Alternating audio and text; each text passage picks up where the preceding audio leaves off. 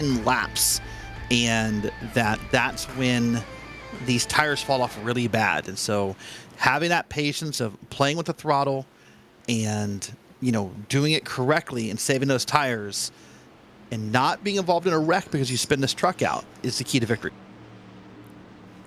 So, intern, who do you think is going to be the favorite here tonight as we get ready to go racing? Oh, I really believe it's probably someone up in the front because the track position will be important across all these yellows. If I had to pick a name right now, someone that's really had an amazing season, a P5 in points right now is Andrew Sharp. Surprised himself that he's up in P5. I'm going to put Andrew Sharp to be up there winning or near the win tonight. And getting all set to go. This, again, the 5th ride of the season. For those just tuning in, it's the Truck Series for the PRL from the Legacy version. Michigan International Speedway on the docket tonight. Glad to have you with us this evening for tonight's coverage of the Truck Series here on RaceSpot. Patrick Cowgill led the way in qualifying. Mike Richter, he's driving from a big rig tonight. He starts on the outside. We're underway from Michigan.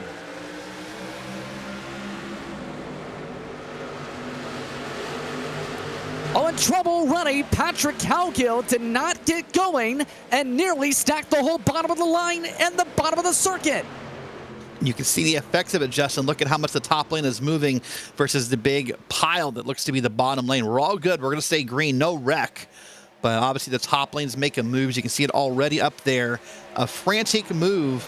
It's like ants scurrying everywhere here on the first lap. Already Mike Richter, who led the way in final practice for those who did not tune in during the pre-race coverage. He leads the field in the 51 and looks to set sail in the clean air. He'll lead the first lap here today. Now, again, touch upon this one more time for those just jumping in on our coverage here tonight. Drop week's a factor now for the Oval Series as of this week.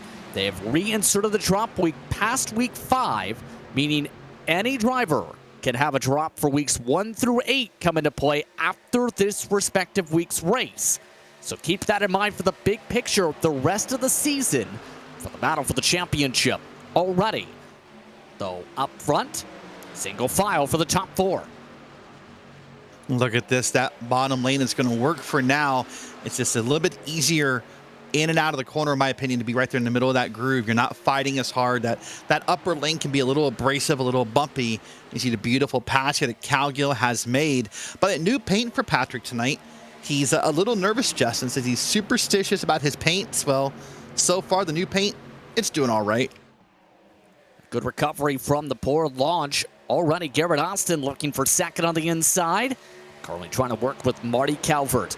And one of the big things to talk about this series, remember, fixed setups during the C-Fixed action at the circuit back at the end of December in official iRacing calendars.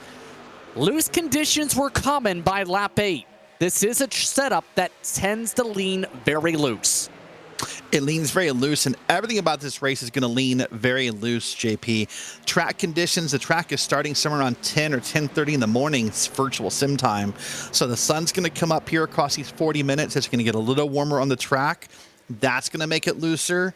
The tires are going to wear out. That's going to make it looser. You're going to get less fuel in the truck. That's going to make it looser. This is a very difficult track. And by the way, we didn't talk about yet, this is the Legacy version. This is the 2008 or 9 pavement of this track. So once again, less grip. It doesn't get much more difficult than all those things I just listed. In other words, Turk 4 could potentially be an ice rink with how things could play out and how things worked out officially. Here's Colton Easterday's setup. He's got the bubble cam set up essentially. That is a very wide angle. And that is a very wide monitor. Yeah. That's a big curved monitor and a very bright keyboard. Yeah, that looks to be one of the Logitech RGB keyboards from what I can tell. I might be wrong about that, but looks to be. That's a huge monitor. I need to borrow that.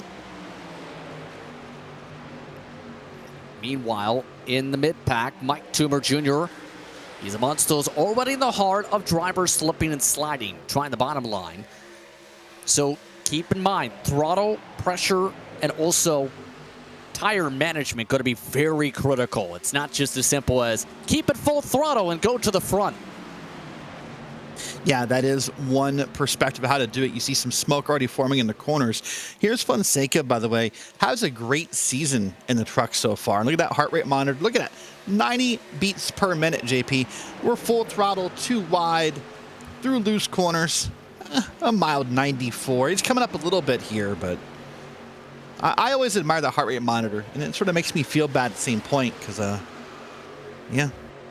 I think that's my BPM right now, just watching the race. Extremely calm, although it is starting to pick up a little bit with some of the intensity picking up in the mid-pack. That's Austin Hunter high side, Nicholas Hunter inside in front of him, by the way. Up front, Mike Richter, he's getting squirrely and trying to hold on to the 51 truck. And it leads to a simple question. Have you ever tried to run a sim race from a motor vehicle before, let alone an 18-wheel truck? Yeah, I mean, I can't say as though I have, but he's got it all set up. He's got the comfortable seat set up in his rig. He's got the VR headset, working on, I think, a mobile hotspot, which is holding up pretty well. Kind of goes to show nowadays that mobile hotspots and mobile internet, at least here in the States, is, of high quality bandwidth, because there's no signs of connection problems there. That was one concern the field had for Mike tonight was, would he blink or would he, whatever. But no, that's pretty solid. A nice, solid P3 here. And look how this field for now, Justin, they've calmed it down. They're all single file. They're done racing. I think they want to start conserving some tires. This is around that lap that drivers expected things to get loose in. And official racing drivers got spinny. There is second place. Marty Calvert nearly spinning it on cue. And let me tell you, as someone who's done that before, and not only the trucks, but also the cup cars here at Michigan, when that car starts to snap like that down that hill, it's petrifying because it's fast and it's wide and it feels like there's nothing you can do. And there's 10, 15, 20 trucks behind you, and all you can pray for is that no one hits you in the process. So Calvert, as a result of that, dropping all the way back to 7th. And keep in mind, the more slides you have like that, the more treacherous your run's going to get. Because remember the saying, you lose the slide, you lose the truck within a few laps. Dylan Smith just lost the truck and brought Austin Hunter with them for the caution flag. The 92 and the 27 in the wall in 3 and 4. Yeah, and that is our first yellow of the evening. We'll wait and see the race spot replay and walk it through exactly what happened. But I guarantee you it's going to be a result of a loose truck here. So Austin Hunter's going to immediately bring it down. Means he probably has some required repairs if he's willing to take the penalty for entering the closed pit. So both drivers down there now. Now, the question I have, JP, is, obviously tires are a factor here. But is track position a factor? If you're someone up front who thinks you're managing your tires well, if you're a Calgill, a Richter, an Easterday, who's up there, even a Garrett Austin, are you willing to risk pitting, or do you want the track position? It's going to be a major question because we've already seen a lot of drivers slide on 10 laps of tires. See if anyone decides to indeed peel on in here. Again, just 7 minutes Easterday down off the clock. Yes, indeed. Is there going to be a fake? No. After about 10 laps, looks like most of the field not taking any chances here. And, of course, the risk, and the reason I asked that question, JP, although pitting sounds obvious, every time you come down pit road, there's a whole set of challenges that await you. The entrance of the pit road, the exit of the pit road, not speeding on pit road, not sliding a box on pit road. You can easily go from first place to 11th place with a simple mistake. Here's the replay, though. Let's watch it. It's going to be on the top of your screen.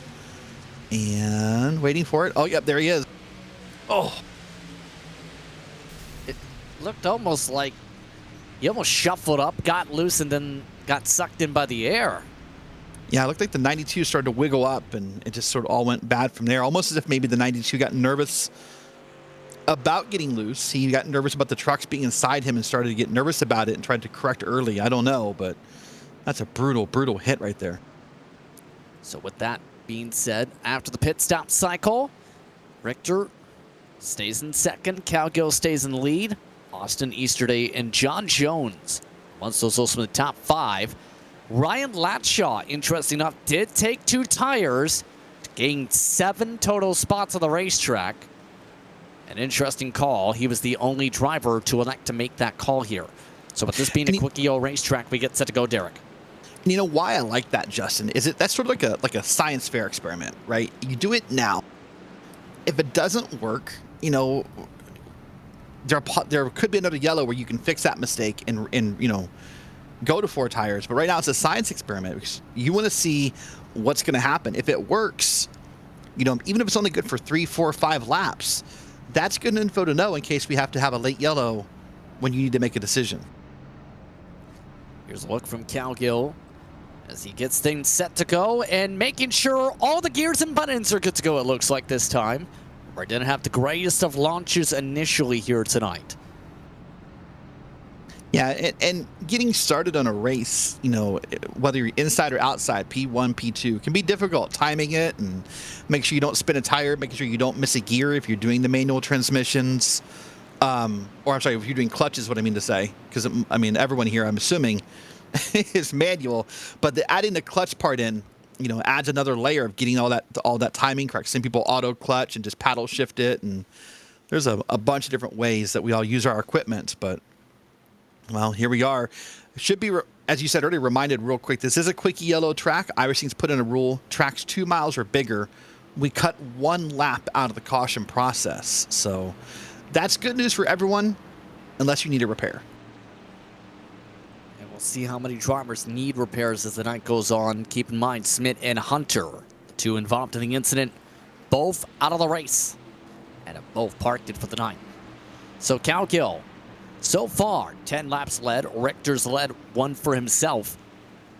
Just about all set to get back underway, already a quarter of the way through tonight's festivities. You're on RaceSpot. Your biggest gainer so far, by the way, Blaine Adams. He's up 7, but is in 18th position so far. Keep an eye on the restart zone to the left of the racetrack. Green, green, green, back underway. And a much better launch for the 31 truck.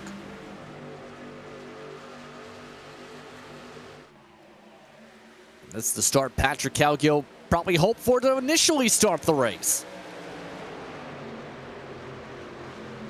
Yeah, much better launch here. Look at that. Already got some trucks sliding in behind. That truck back there in P3 slid right up in front of Easter Day and got it all gathered together here.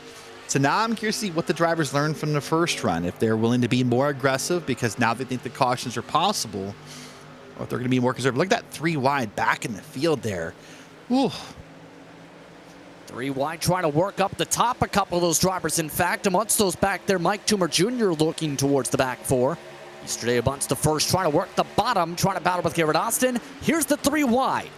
Toomer Jr. still offset 3, trying to work the inside. That's Phil Beaver, who started off the season lightning strong.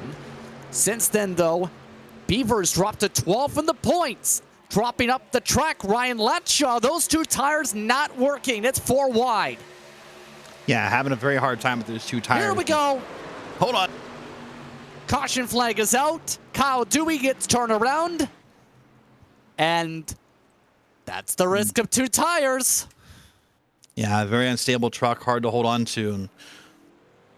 And be excited to see when the replay comes around to what exactly happened to him. But we both thought that could be a wild play. And the truck looks cosmetically, I mean, it's not perfect, don't get me wrong, but you know, he's not bringing it down pit road, so it must be drivable. So now you've learned 2 tires is not the play. It's 4 tires the rest of the way out here. So I suspect he'll come down, Justin, and fix that truck up and put the other tires on it. Yeah, definitely expecting that situation at this rate after that for Ryan Latshaw. Again, triggered all that 4 wide pass by Latshaw. So while you could argue it wasn't on the truck that took the 2 tires, it did put Latshaw in that position to where he was taking 4 wide down the backstretch. And as we know, iRacing spotter usually only calls 3 wide. Yeah, that's true. I was thinking in my head, like, it would be petrifying to hear him go 4 wide to go, oh boy. But yeah, you're right. The iRacing spotter by default only does 3 wide. You know, I always say that's the benefit of having a real life spotter. Listen, if you have a friend and you guys have rapport, let's watch this real quick before I go into that point about spotters. Going to be towards the back of this camera shot here. Look right here now. Right here, the white and red truck, 3 wide, 4 wide, and the blue truck's just going to come up here and bump him, and they sort of get hooked together, and then it's all over from there. You know what? That would be a relevant point. That's when they potentially would have maybe got the, if at best, the 2 wide for a split second. Yep. So I was coming back to the topic of spotters real quick, JP. I mean, you know as well as I do, if you have a friend who you have rapport with and you can communicate well with, the benefits of having a real life spotter in iRacing is massive. The communication you can have, the things they can see that, you know, the AI spotter doesn't know how to talk about, the trust factor you can have in knowing that you trust your friend to do it. If you know, the downside is you have to really be able to communicate well. It's short words, it's codes, it's abbreviations. You're not having full sentence conversations with your spotter usually. So in turn here, we're back under caution, our second yellow of the race. Calgill up front, Richter, Austin, Easterday, Andrew Sharp now at the top 5 in the Battle Bus machine. Here's a look from Battle Bus Racing. Remember, that machine has showed speed. In round 3, he picked up the win. He's looking like he's having a time. I wonder what he's looking at, and why do I think it's the stream for a moment? He was looking kind of high. I thought that too. Like, and that's kind of a high head angle. So I don't know if he's watching the stream or if he's got a separate window or something going on, maybe on a top monitor. But I thought, man, he's having up there. But yeah, a big, nice grin. So obviously having a good time here so far at Michigan is Andrew Sharp. And so I talked to Andrew pre-race, and he was surprised as anyone that he's P5 in points, says he just runs top 5s consistently for the next races. He's, you know, hopeful he could come out of here maybe with a points win or a very, very strong showing here. And yeah, nice look. Also a big wide monitor there for Andrew. That might be triples, but that's pretty wide encompassing there. Looks like triples in a full-on rig set up. More so you would see in the $10,000 bracket. We're not going to get into the rig conversation tonight, but there's a lot of discussion they have amongst themselves, mind you, the drivers in this series, about the sim rigs, but the complexities. So we look to see how the complexities of this race now break down. So now we're 2 yellows in when 17, 18 minutes into a race. We're almost at the halfway point. If you're someone in the back, JP, I would think you want to be more aggressive now to get to the front. See how aggressive things get of note. Drivers now warning Richter of technical issues up front. Well, that's not a surprise. He's running from a big rig truck. That shouldn't be a shock. So, all set to go. Green, green, green. Great launch again from Patrick Calgill. Everybody else looking to try and make a pass and fast. Yeah, what will probably happen here is the admins will probably get a message out to Richter, get him to move up or down and out of the way. They won't probably make him park it, but they're going to want him to get out of the way, because the problem with his blinking, the biggest problem with his blinking, Justin, is the unpredictability about where he re-enters the track, quote unquote. Oh, and that's wow. Garrett Austin nearly just drove through him. He did, yeah. That's why I stopped. It's like, oh, man. But that goes to prove Garrett Austin didn't do it on purpose. He just didn't know where he was going to come back in. Exactly, and it looks like he's figured out, Richter has, that he's got a problem and is trying to move to the back while also trying to stay up to the outside wall. See if that causes some troubles in the back or mid-pack at least. Easterday up to 3rd, Sharp to 4th, Jones to 5th, as Richter drops back with the tech issue. The battle's on for 3rd.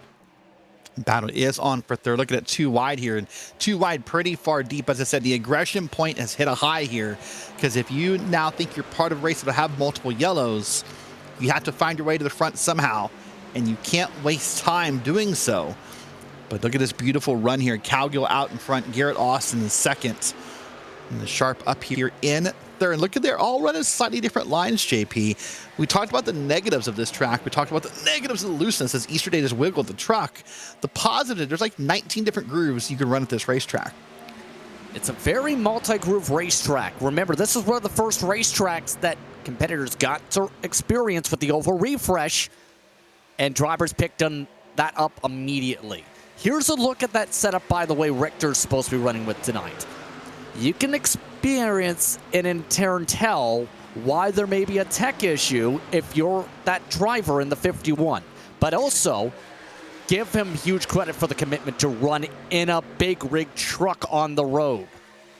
Right. And here's the problem with the tech issue he's having is a lot of times in iRacing, when you're having the problem where we refer to it as blinking, basically means you're just kind of popping in and out. You see it still kind of happening to him. The problem is a lot of times as a driver, you don't know. That's the weird part of the whole process, right? Is a lot of times you don't know that you're blinking. It looks fine to you, but to everyone else, it's chaos. And they're trying to talk to you, and it's chaos at best. But luckily, he's doing the right thing and getting it figured out. You know, hopefully it'll clear up and he can be competitive again. But now look at this line on the bottom, JP. They're getting a little bit of draft here. And now we have a pass here. I think Calvert is going to clear. Yes, indeed he does, but look who is coming. It's Brett Adams from 24th. He wants a chance at the top 5. Now alongside the Battle Bus Racing truck, outside Mankowski tries to be able to run the top groove. Down at the bottom, clearing by Brett Adams, moves past Sharp. The Adams family racing trucks are moving and starting to pick up tempo.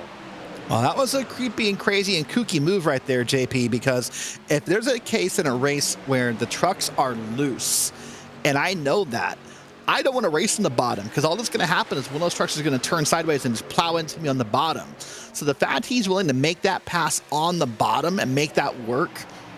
Oh, man, look at that big one. Oh, near contact again. Getting side drafted hard up the middle was Garrett Austin. Austin tries to back out of it. Mankowski nearly turns him. Big bobbles in front of Sharp. 4 wide as the 24 has to get out of the gas. This is crazy. All the passing and the 3 wide and the 4 wide. And wow. Is this the white flag? Did I miss something? No, there's still 19 minutes to go. You didn't miss the time. I think it's just the white flag for the grip on tires at full throttle. Sharp trying to hold on to the middle now in all of this. Behind them, Jones side by side trying to hold on inside. Austin outside. Fonseca is now up to a race high 7th with all the wiggles. And by the way, the people who are most got the biggest grins on their face right now about this racing is Calgill and Calvert, because they're not part of it.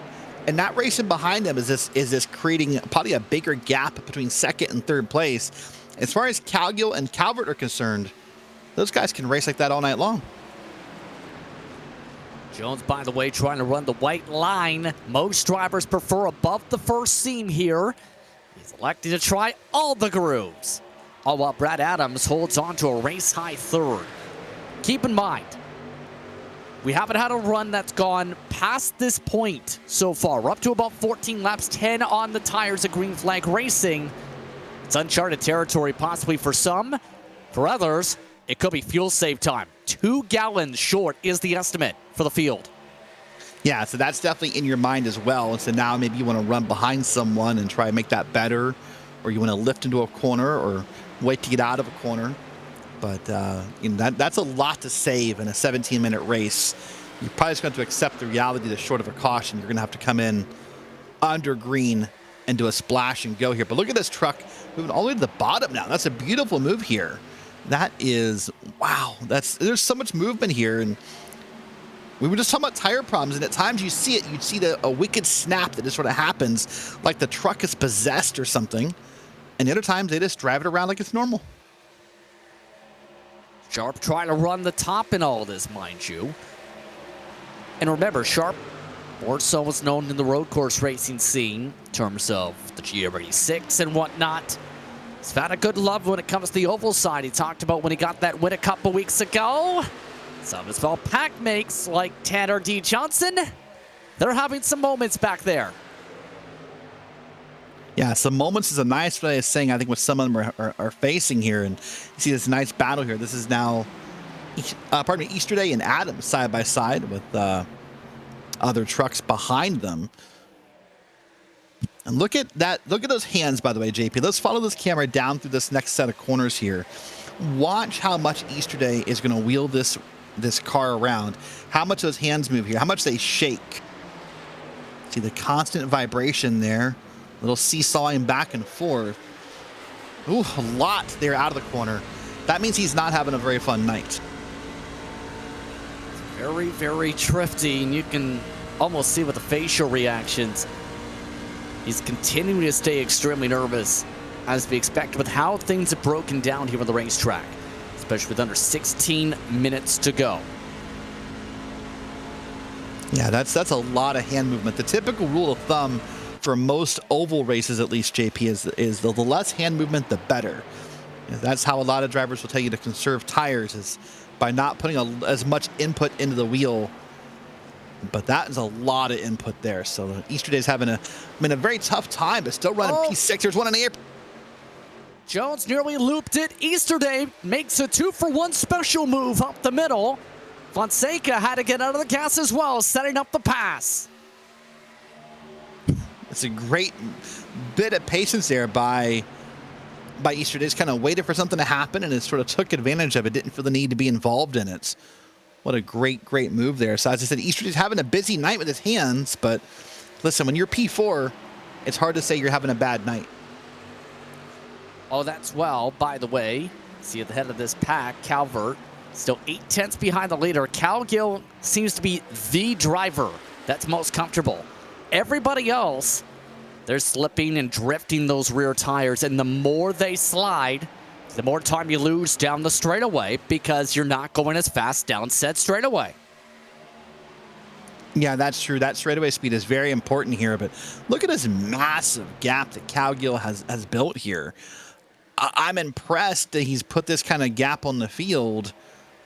And what it does is it allows him to run his own race, JP. He gets to pick his own lines. He gets to back it up if he wants to. You know, that's the beauty of being out front like that. The downside is, you talked about those people who are short on gas. There's no way he's not short on gas. You can't lead the race by almost a second and be conserving gas. I don't see how you do it. Take a look once again to the 31. Keep in mind, some of the drivers for this organization coming off a busy weekend. After all, the Real World Daytona 24 taking place. 5 of those drivers from Winnebago had a meetup in person at the facility. Just returned back in time for tonight's action. We'll touch upon that more for the Grand National side. Fonseca amongst those trying to make some shuffles now on screen with Easter Day drifting back again. Brett Adams again back to third. And that heart rate's gone up by about 20-30 beats as Calvert's in the wall. Yeah, as this truck begins to slide around more and more and it's harder to hold on to, that heart rate will go up. And every time someone slides in front of him, it'll go up because he's unsure of what's going to happen in that moment. And Fonseca's had a great season, JP. I think won our opener, if I remember right, of the regular season, not the preseason race, but the regular week 1 opener. Oh, there's contact. Easter Day. Oh, trouble for Calvert, too. He's stuck in the wall. No caution yet. We stay green for now. Calvert has the worst of it. That's significant damage, and that's a meatball flag. He's broken the axle. Yeah, at least an axle, right? That was a hard hit. He made contact with Easter Day, and he just sort of went up into the wall and did it hard. The good news is he kept it out of the way of everybody, and we're still green here. Let's see if we can get it down safely. That'll be our next problem. And from there it is. Yep, there it is indeed. So that's going to end off Calvert's race. And remember, Calvert, he's shown good speed all season, is in that mix where this could be a drop possibly from him. Up front, though, Fonseca taking advantage, was able to jump to third with all that. Brett Adams to second. Colton Easter Day avoided significant damage from that, is still in the top 5 with 12 minutes to go. By the way, someone just kind of slipped their way up into the top here. Zach Panzarella up in P4. That's a great run for Zach. Zach's estimate was, he said by 6 to 7 laps, he thought you'd be losing the truck here. At least from what they were showing in practice. Said his whole goal tonight was just have a clean race, and then he'll do well. Yeah, that's an impressive run from 26 especially since he started 4. from the rear. Exactly. Here's a look at what happened to Calvert. Looks like he just got loose on him, and he just sort of, luckily probably for him, in a weird way, Easterday was down there to stop him from going worse. Obviously, it hurt his truck, but, you know, that could have been a long ride to the inside wall had Easterday not been there. And not a guarantee of a caution because it's on the apron. So, 11 minutes to go. Sharp is amongst those dropping back quickly. So at this point, thinking about the mileage, some of the estimates going down to about a gallon and a half at this point. Drivers like Brett Adams, they're going to the apron. The 23 nearly loops it around from second. This time there was no safety crutch to the left. Adams loses all the track position on the save. Beautiful save, though. What he's going to keep, though, is, you know, moving forward and not hit anything, which is a big victory. The thing that I'm going to put out there to viewers' minds right now, though, JP, we're 10.5 minutes to go. If a yellow comes out right now, well, you say about 2 minutes of caution lap times 4 laps. That's 8.5 minutes. There's some real questions. You'd save gas under yellow. If we're only going to have a couple lap dash to the end here after the yellow, there'll be some strategy calls that'll happen here. Here, watch Brett Adams. There it is. It's out of nowhere, right? That's probably the same line he's taken all 30 minutes of this race, and that truck just gets possessed and just sort of snaps around on him. For second again, Panzarella looking to continue the charge. He looks to use his roses to give him the force in the charge. Fonseca giving him the push from behind. Back to second goes the 12. Fonseca looking for the top 3 overall. Keep in mind, 3 seconds forward is Cowgill. It's pretty clear that 31's not saving. Most of these others have not been saving, it looks like, based on the racing. This could come down to fuel mileage. Remember, drivers need to make it 40 laps on the tanks. The estimate for most of these races for these trucks here is up to 38. Yeah, there's some definite question marks here up and down the field, in my opinion. And obviously, Cowgill, to me, is not even a question mark. It's just a no. He must just be racing assuming there's going to be a yellow, or assuming that there's going to have to be a quick pit stop. Because if he wanted to save fuel, JP, he could back that lead up in half, you know, and save. But that's not the intention here. Panzarella, by the way, getting a beautiful push now from Easterday. And they're now in line about 5-6 deep here on the back straight. Now, the interesting part about getting a push here at this track is your entry speed of the corner is much higher. And when you're trying to conserve tires, that can cause some unpredictability in how your truck behaves. Setting for second. Easterday, though, has no help. Panzarella tries to trap to the outside. So, the one thing I was about to say in terms of the saving aspect of tonight, it's almost like super speedway in the fuel mileage, too. That might be the one saving grace is if you're someone like a Menkowski, a Fonseca, a Johnson, one of the Hunters, a lot of those drivers haven't been pushing. They've been just riding in line, taking spots piece by piece. While others at the front of this group have gone full send. Let's go back and forth. Let's go slide jobbing through 3 and 4 every time. So there's a big difference in terms of strategy approaches to trying to save while keeping the pace too. Yeah, that's a very valid point. And I think the drivers like the Hunters, probably the Tanner Johnson, those drivers are hoping this stays green and we play out what happens, because they want to see if they can make up some spots and, you know, maybe sneak a podium out based on strategy. Right now, if you're Cowgill, man, up in the wall again. Apologies over the radio. A small door bit of contact just about for Easterday. And that's allowed Panzarella to now take control for the time being fully of second. By the way, the main groupings, everybody's staying within a second of each other outside the race leader. That gap down to 2 seconds, by the way, with Cowgill having no draft. The big thing is, a lot of drivers are having troubles fully keeping within the 1 second with some of the side-by-side and some of the different factors about to pop up here.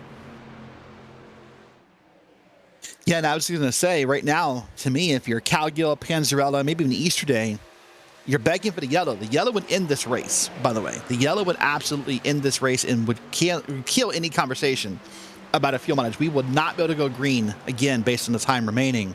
So there's really two different schools of thoughts here on what to happen. But yeah, I mean, Cowgill's lead is falling, JP. I don't know if it's draft or if Cowgill now is starting to lift. I don't know if we can go on board with Cowgill a second, listen to that motor. I'm wondering if he's lifting in the corners to try to save some gas in this vehicle. Well, here's the counterpoint I can make in terms of the difference. Remember, in the draft, it goes up to 2 miles an hour quicker. Well, he's losing a tenth or two a lap as we're seeing on the racetrack and the interval on the pylon. You know what the difference is for 1/10 in quali?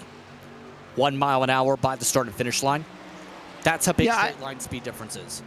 I get that, and I think there's something to that story, but these guys are not the strongest drafting line right now. Like, they're kind of moving in and out. Easterday's trying to make moves and killing some of the draft. So yeah, I mean, right now Panzarella and Fonseca are drafting hard, but they're not locked into a draft. It could be that. I'm not sure, but I think Cowgill is probably starting to lift. I mean, that lead's dropping fast now. He's down to 1.3 seconds. That's almost a half a second in this one lap by. This could get intriguing. Just in the next few moments or so. 5 minutes to go in the race. By the way, we've just confirmed the reports, no lifting so far for Cowgill, but that gap is dropping more with the tires dropping off. Fonseca to second. And nobody, again, willing to work together and stay in line and sort out what they want to do here in the midst of a lot of these passes. Outside of let's go 3 wide seems to be the case for a lot of the straight up calls here. Whoa, look at that. Panzarella way up high that time, almost found the wall there. But you're right, if these guys would get in line, the top 3 would get in line, top 4 would get in line, they would run him down faster. They would be all over Cowgill probably already. But every time you get someone out of line side by side, you know, you're sort of riding your own destiny, and that you're just going to battle for second, third, and fourth versus maybe putting yourself in contention for something bigger here. 4 minutes left, JP. This is getting exciting. A lot of questions still left to be answered. The estimate is about 5 or 6 laps to go. These drivers right at the very edge, potentially for the fuel tanks. Nobody has elected to tap out and take a pit stop. The gap staying at 1.2 for now. Into the wall, Nicholas Hunter. We keep racing. He's able to pull it out of the fence in the backdrop. Sharp and Johnson both avoiding contact. Fonseca looking to keep up the push at the end of the long run here. Doing a great job here as Fonseca now up in the P2 solidly here above Easterday and Panzarella. These guys, I keep saying it, I'm sorry to repeat it, they have to get in line, JP. That gap that Cowgill was dropping is now stable at best because of how these guys are racing. So here we go. Watch this here. This is going to be Nicholas Hunter here. Oh, look at that car just snapped and up in the wall. No damage, surprisingly, for the 19 truck, but lost time and lost grip. 1/10 lost last time by for Fonseca with under 3 minutes to go. Look at 36 laps in the fuel run. Here we go. Easterday and Panzarella got that side-by-side sorted out. So now it's Easterday and Fonseca here who are going to get in line with a small bit of help from Panzarella in the back there with about 2.5 minutes to go. Now we'll see if they are confident in their gas or if they want to push here and what's happening. Look from Fonseca. He's trying to run high side. Inside. A peak again from Easterday. Not close enough to get a side draft down, but he does have even speed for the straightaway. Easterday wants to rip away second, and this helps Cowgill build a buffer up at the point. Yeah, and right now this is frustrating for Fonseca, as I'm sure he knows this is just killing their runs right here, and he's frustrated. Now 2 minutes on the clock here. It is ticking down fast here. This is the beautiful battle. This is second through, what, 6th place right here on your screen. And now this could get very treacherous for the fuel mileage. Under 2 minutes to go. Right now, drivers at the edge of the estimates for how things expect to go at a track like this with these trucks. 2 estimated laps to go. And the dangerous part of this, by the way, JP, is if you do run out of gas right here in the middle of this field, the car's going to sputter, you're going to lose acceleration, and you can end up being like basically backing into someone and causing a massive wreck by doing so. That's the danger you face by running out of gas, is what the calamity you cause behind you. But now they're down to still 1.5 seconds to Cowgill, and they're still side by side. Still side by side for the second spot. Under 2 to go. Again, we're past the point of no return for the race itself. Fonseca holds on to second. Easterday forced to back up. Nobody sputtering yet around the racetrack as we get ready for the white flag. I have to think Easterday must feel confident in his gas with the way he's racing, JP, because he is not sitting in line. Expecting this to be the final lap right here. 37 seconds on the clock. There they go down the front straightaway. Cowgill currently leading by 1.5 seconds. Fonseca holds on to second for the time being. Cowgill has just about outright dominated the night. 48 laps led here from Michigan. 31 machine looks to close it out for a couple more corners to get the job done and get himself win number 1.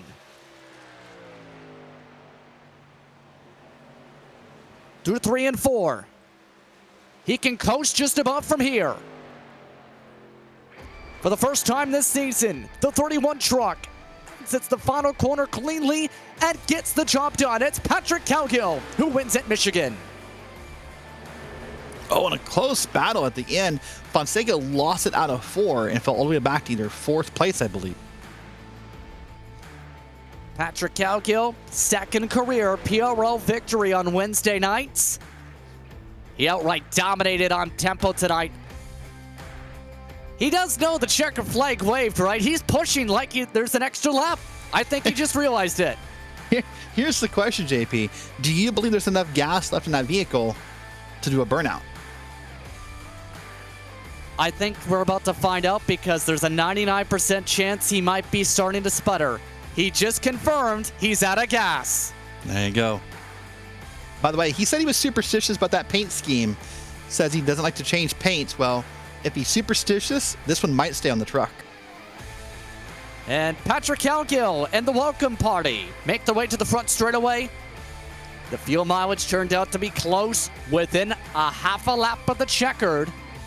But in the end, it's Cowgill who gets it done here tonight by a whopping 1.7 seconds at Michigan. With that being said, I'm going to get a chance to look towards the unofficial race results here tonight. There's that difference over Easter Day. Panzarella finishes third in a drag race with Fonseca. Mankowski, Sharp, Nicholas Hunter, Tanner Johnson, Brett Adams, John Jones, your top 10 tonight. 24th to 9th for Brett Adams of note, and 26th to 3rd for Panzarella.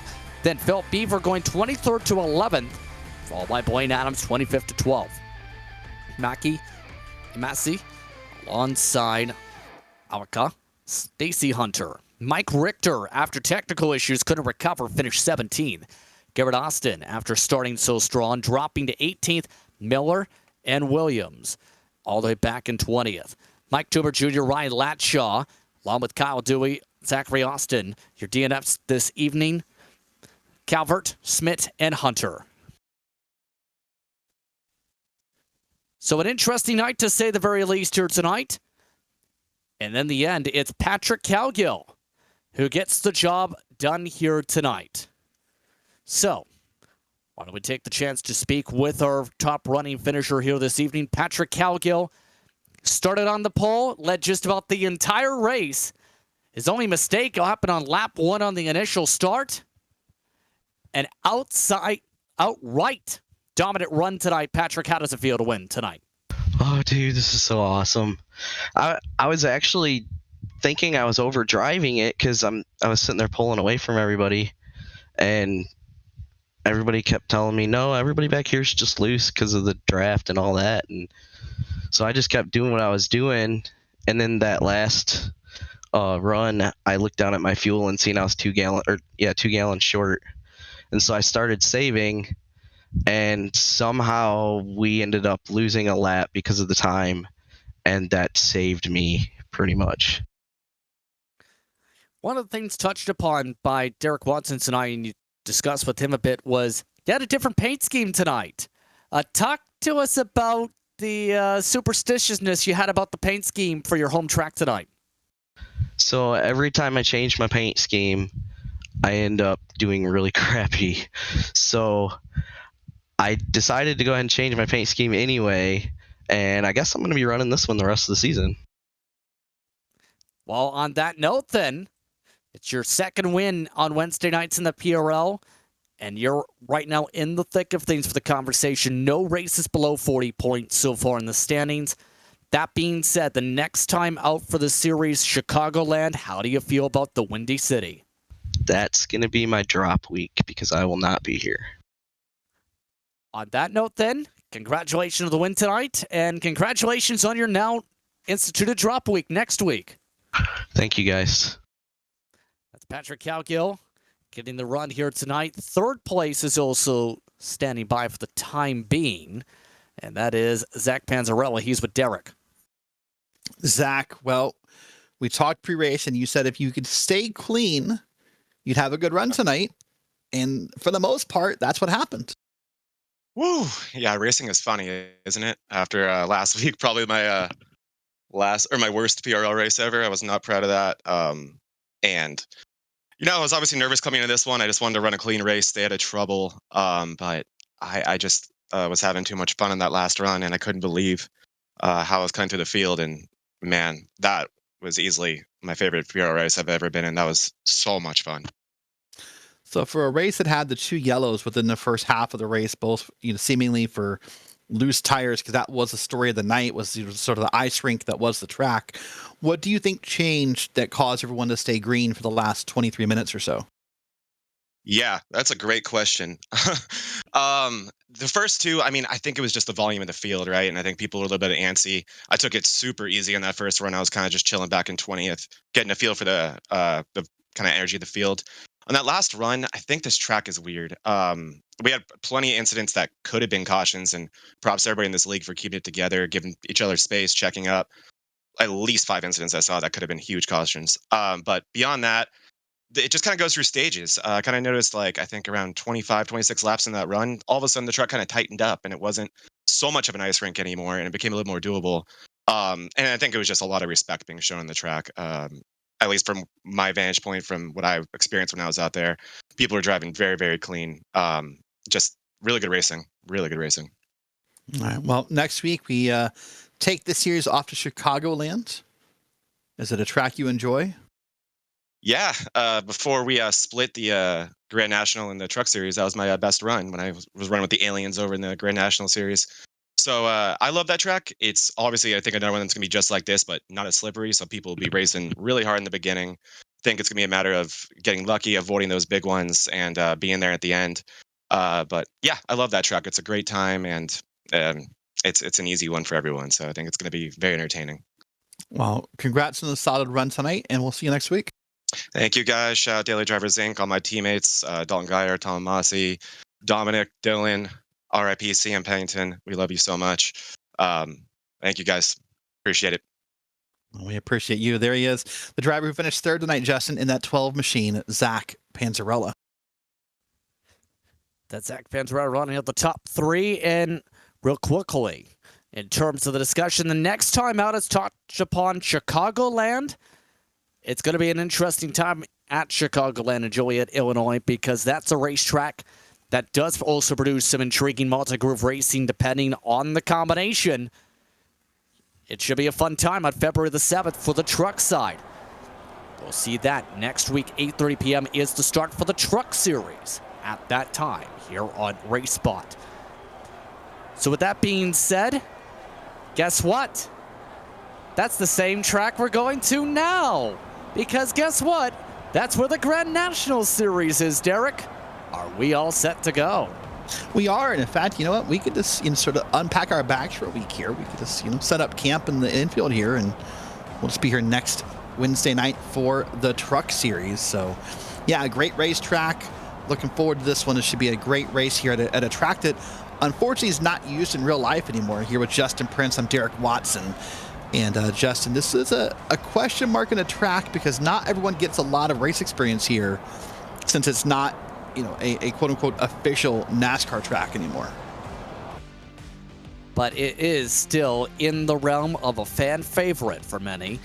And in turn, it's our second to last portion of the fantasy schedule you can claim for our schedule this season for the Grand National Series. But keep in mind, the complexion of that championship, it's had some interesting ebbs and flows for itself entering tonight. This is how the truck standings looked entering tonight. But for the Grand National, it's Bowie, James Morgan, Dustin Scruggs, all within about 6 points of each other.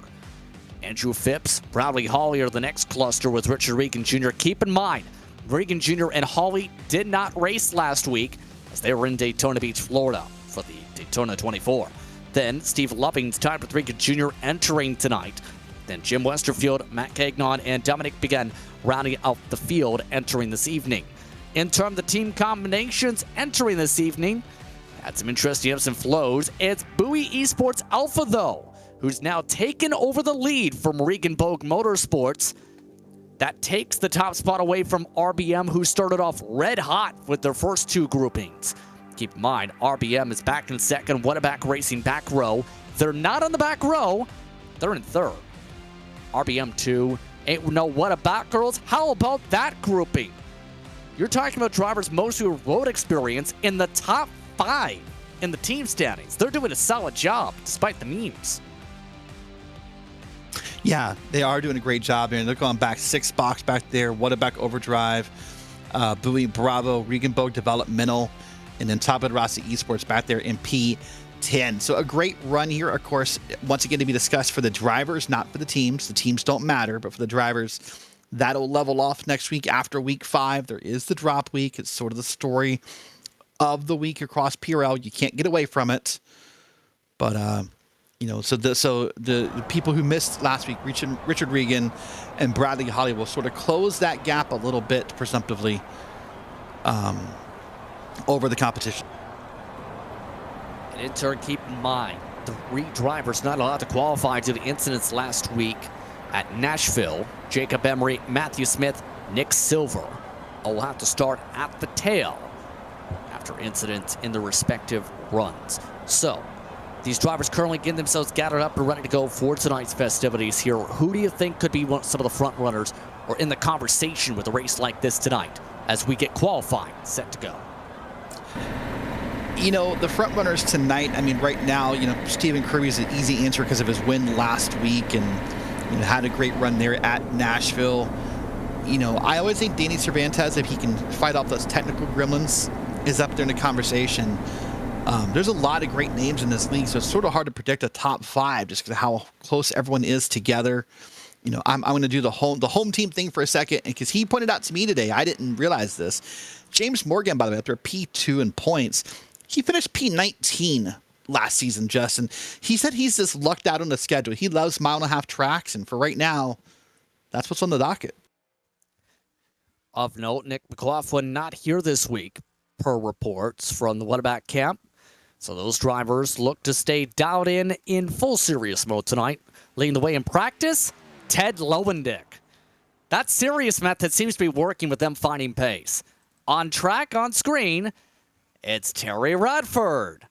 The 3 looks to have a clean run. He was third to last in final practice. Yeah, this is one of the Regenboog developmental entries here in the race. The 3 car of Terry Radford coming here through the corners, riding it pretty high here. And now it's going to try to cut it down on the apron and use that apron, that last oomph of speed out of it here. Going to put him third on the board for now. Oh, that's an interesting choice, though, to spend both laps on top. Keep in mind that a lot of drivers either charge that first lap, trying to use the bottom, or build the speed we've seen for that second lap. Keep in mind, too, sometimes, in some years, drivers prefer the top. There's the bottom. Of note, a lot of drivers seem to be a lot of sliding. We've just had, as I finished that point, 3 different drivers wrecking qualifying on their second lap. Here's Jeff Evans, looking not to have trouble. Yeah, Jeff made a point to me tonight that he wanted to get better at qualifying. He thinks a lot of the problems that he's had in the Grand National League this year has been due to qualifying in the back and really putting himself back in the ruckus, if you will. So right now with that lap here. I think that was his warm-up, as I don't see him on the board. So we'll see how he does here. Right now, Richard Regan, by the way, up to the top of the board very quickly. No surprise in the 31 flats. With drafts, drivers were able to get half a second quicker. Near trouble again for Evans. And that's his second lap with a 31.2. Up to 12. Is it going to count? It does count. Okay, sorry. Was just about to touch upon 5 drivers from Winnebago Racing and that Miracle Flow camp. Did go to Daytona to watch the race in person amongst those. Boy, Mark Callan, you throw in the camp. You also throw Bradley Hawley and a couple others. Meanwhile, Ted Lowendick. I've got questions. I've got lots of questions. I've got questions for when he's done this qualifying run. And why is he wearing a banana suit? It's the end of January, not October. Well, obviously, he wants to, peel off the track faster. Boo. Well done. Well done. Thank you. Thank you. I appreciate that. Remember, the team's manufacturer is not a Chevy, it's bananas. Oh, that's why. What about girls? That's why. BANANANANAS. That's how you spell banana. Oh my goodness, he's on the pole. And he's still got one more lap, so we'll give him a lap to be able to get gathered forward here. But the first lap flyer to the top of the board. If you look at that suit, he's got his arms tucked in. It's got to be very aerodynamic with the way that suit's shaped there, Justin. He's got to have some kind of advantage there, right? Could say.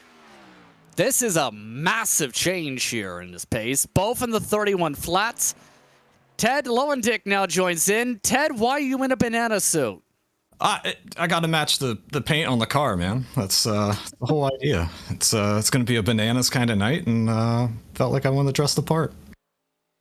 So, you're up on the pole. I know. How? I went faster than Richard Regan. That's all I got. No, seriously. Seriously. What's Chicagoland's the difference with this track? Well, it's got a curved back straight, so that's kind of nice. But no, the track conditions are really hot. The cars get really loose after so many laps. So it's going to be a lot of tire conservation and hopefully we don't get a lot of yellow flags. Practice has been a little interesting so far. So in turn, once you get to the starting grid, thank you for the time. Thank you. Enjoy, guys.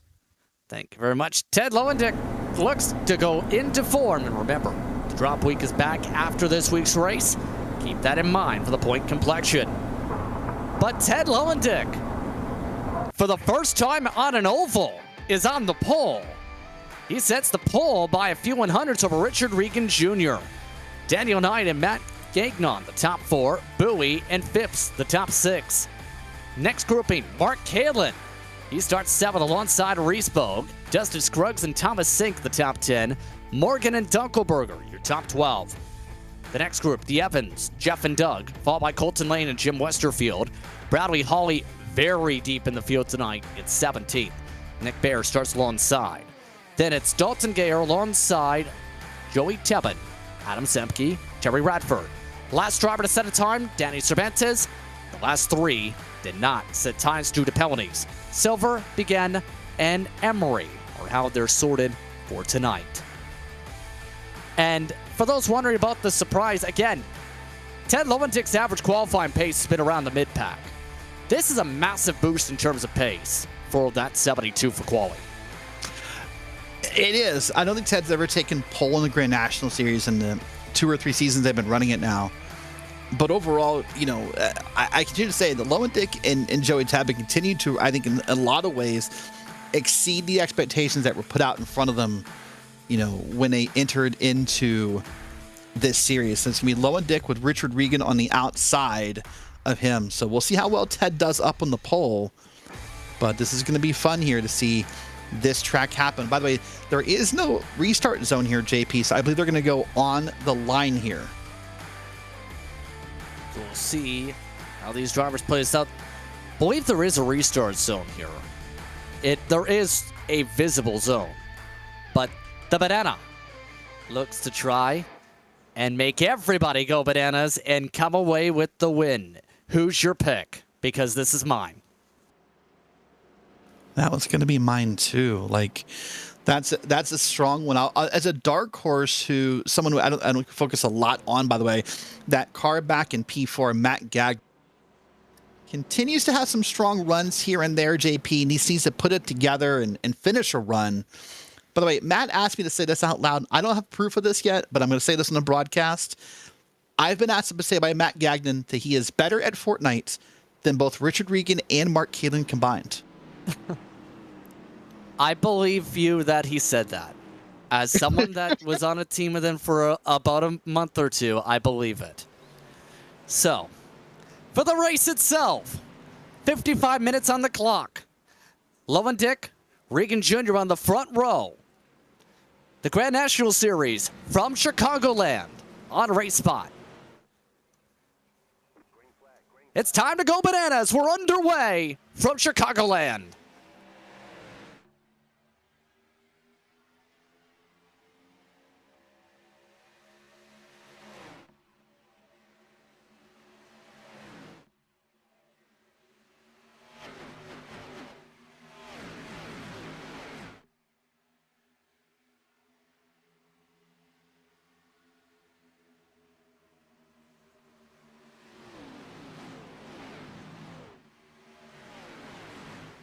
Well, that was quick. Richard Regan Jr. to the race lead, and he leads the first lap. Now he looks to run away as several of his championship competitors try and battle 2 by 2 using the bottom and middle. Now come through the corner here. Look at it. Already 2 distinct lines forming a top lane and a bottom lane. You won't see as many grooves used here, JP, as we did it at Michigan a little bit ago. But Chicagoland offers multi-groove racing still. There'll be a top lane and a bottom lane forming here as time goes on. This track will not be, in theory, as loose as Michigan was. So probably better handling in these cars. But we'll see. We did see him practice sort of off screen. The drivers are pushing kind of hard so far. Already a lot of drivers sliding. Andrew Phipps getting a little loose towards the bottom. So Reese Bogue hearing from the 10th spot got loose to start off. Ted Lowendick quickly dropping off. Already everyone trying to pass him on the bottom. Yeah, sometimes when you're not used to being up front and starting on the pole in an oval race, that can be overwhelming, and how to get that line correct and how to do the jump correctly. And but look at that. I mean, falling back, but still only the 5th. So still a pretty solid run for the banana.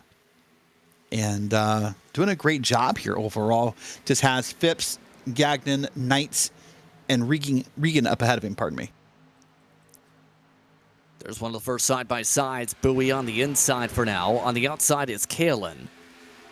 And so far, Kalin, he showed a lot of good pace this season when Bubbles the Wall Sponge hasn't found a way to sponge his car into the wall. Right now, he's amongst those quickly trying to make passes, one of the few making the outside work for moves. Yeah, this seems mostly to be a top lane racetrack right now, at least through the back straight, and then they'll dig into the corners. You see here most of the field doing just a couple cars sticking it to the top here, and then they're all going to come back to the top lane again. One of my surprises so far, maybe this will change. Oh, there's one. There's Matt Gagnon doing it. So I'd say one of my surprises is that no one was using that apron for that little bit of extra speed. You can also argue, though, it could also burn up the tires more because you have to turn a 5th corner.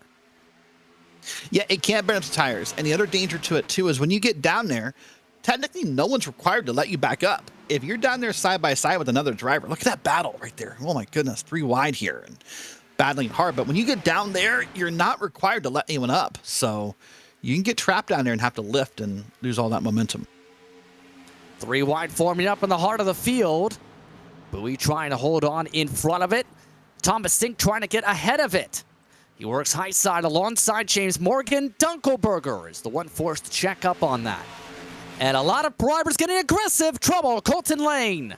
The 60, significant damage. He's lost the TV panel after bumper cars and paint pond in the heart of the field. Oh, for now, we're going to stay green, although there is trouble for the driver. At least there's not enough on the track to have the yellow come out. So we'll remain green here with about 51 minutes to go here. And we're going to keep moving on in this race. Thomas Sink, the series veteran, meanwhile holding on to the 8th spot on screen, has broken away from that 3 wide as a result. So he's the one driver who's been committed to running the wall, if not a lane below it so far. That could be interesting to watch tonight.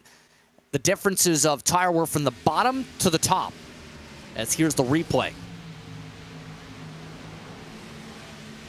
Watching the replay here and see what's going to happen. Just going to wiggle that car a little bit. Oh, and then there's a sandwich right there with the 60, and he gets bumped from behind. That car from behind had nowhere to go. He was trying to move down. Was that Tebben in a Whataback car? Is that who that was? It might have been, yes. There were a few drivers involved in the contact, and Tebben has no damage. Can tell you no TV panel on the 60 is going to be a problem for the rest of the run. That was one of the Whataback cars. It was the same logos as what Lowendick is running. I'm not sure which one it was, but yeah. Well, speaking of, he's amongst this grouping here. Gagnon trying to run the inside for second. And so far, this is one of the best races of the season for the 14. He has damaged the right front fender already, though, with some contact. So that could be a bit of a trouble spot later.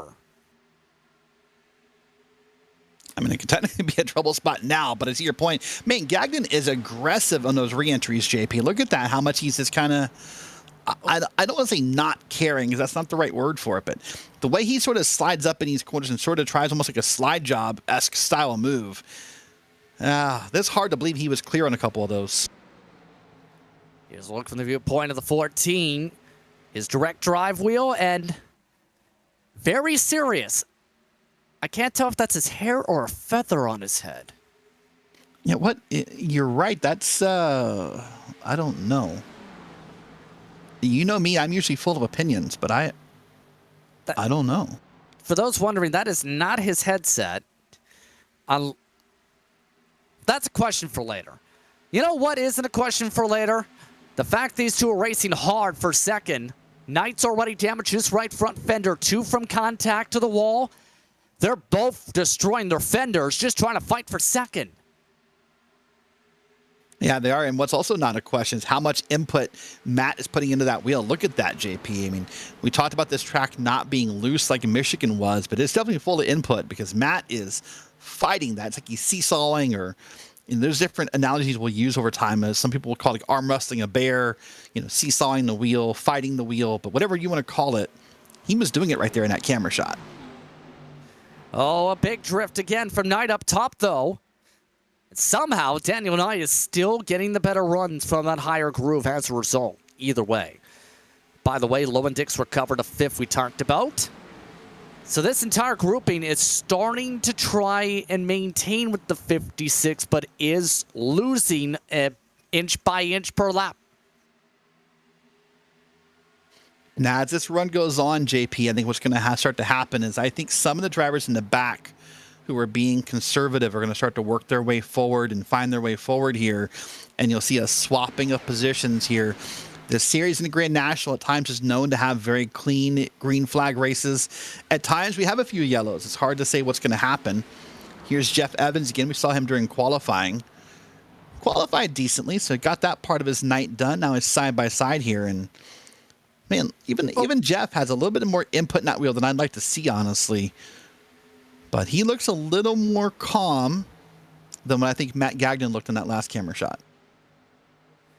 There was some contact in front a little bit from Kalen too, but that is a good point in terms of that, because while drivers may be able to, say, adjust the offset or better yet the ratio, where they prefer less at 16:1 or more at 8:1, don't do 8:1 unless it's a short track. I'm just going to give that advice right now. It comes down a lot to preference in terms of the feel of the car, I've noticed. Phipps, though, is battling for third. Yeah, beautiful battle you got going on here. Look at that line behind him. That's Gagnon, Lowendick on back there. I think that's Dustin Scruggs on back behind them. So right now, Richard Regan seems to be in a very calm, cool pace, just driving almost on a Sunday drive, JP. Now, we're being told about 45 laps of fuel is the estimate if we stay green. So there has to be a green flag pit stop in here somewhere. So now the questions begin to wonder in your head. Yeah, we're only 10 minutes in. You start formulating that plan right now, and it'll be an easier decision to make later if you have to.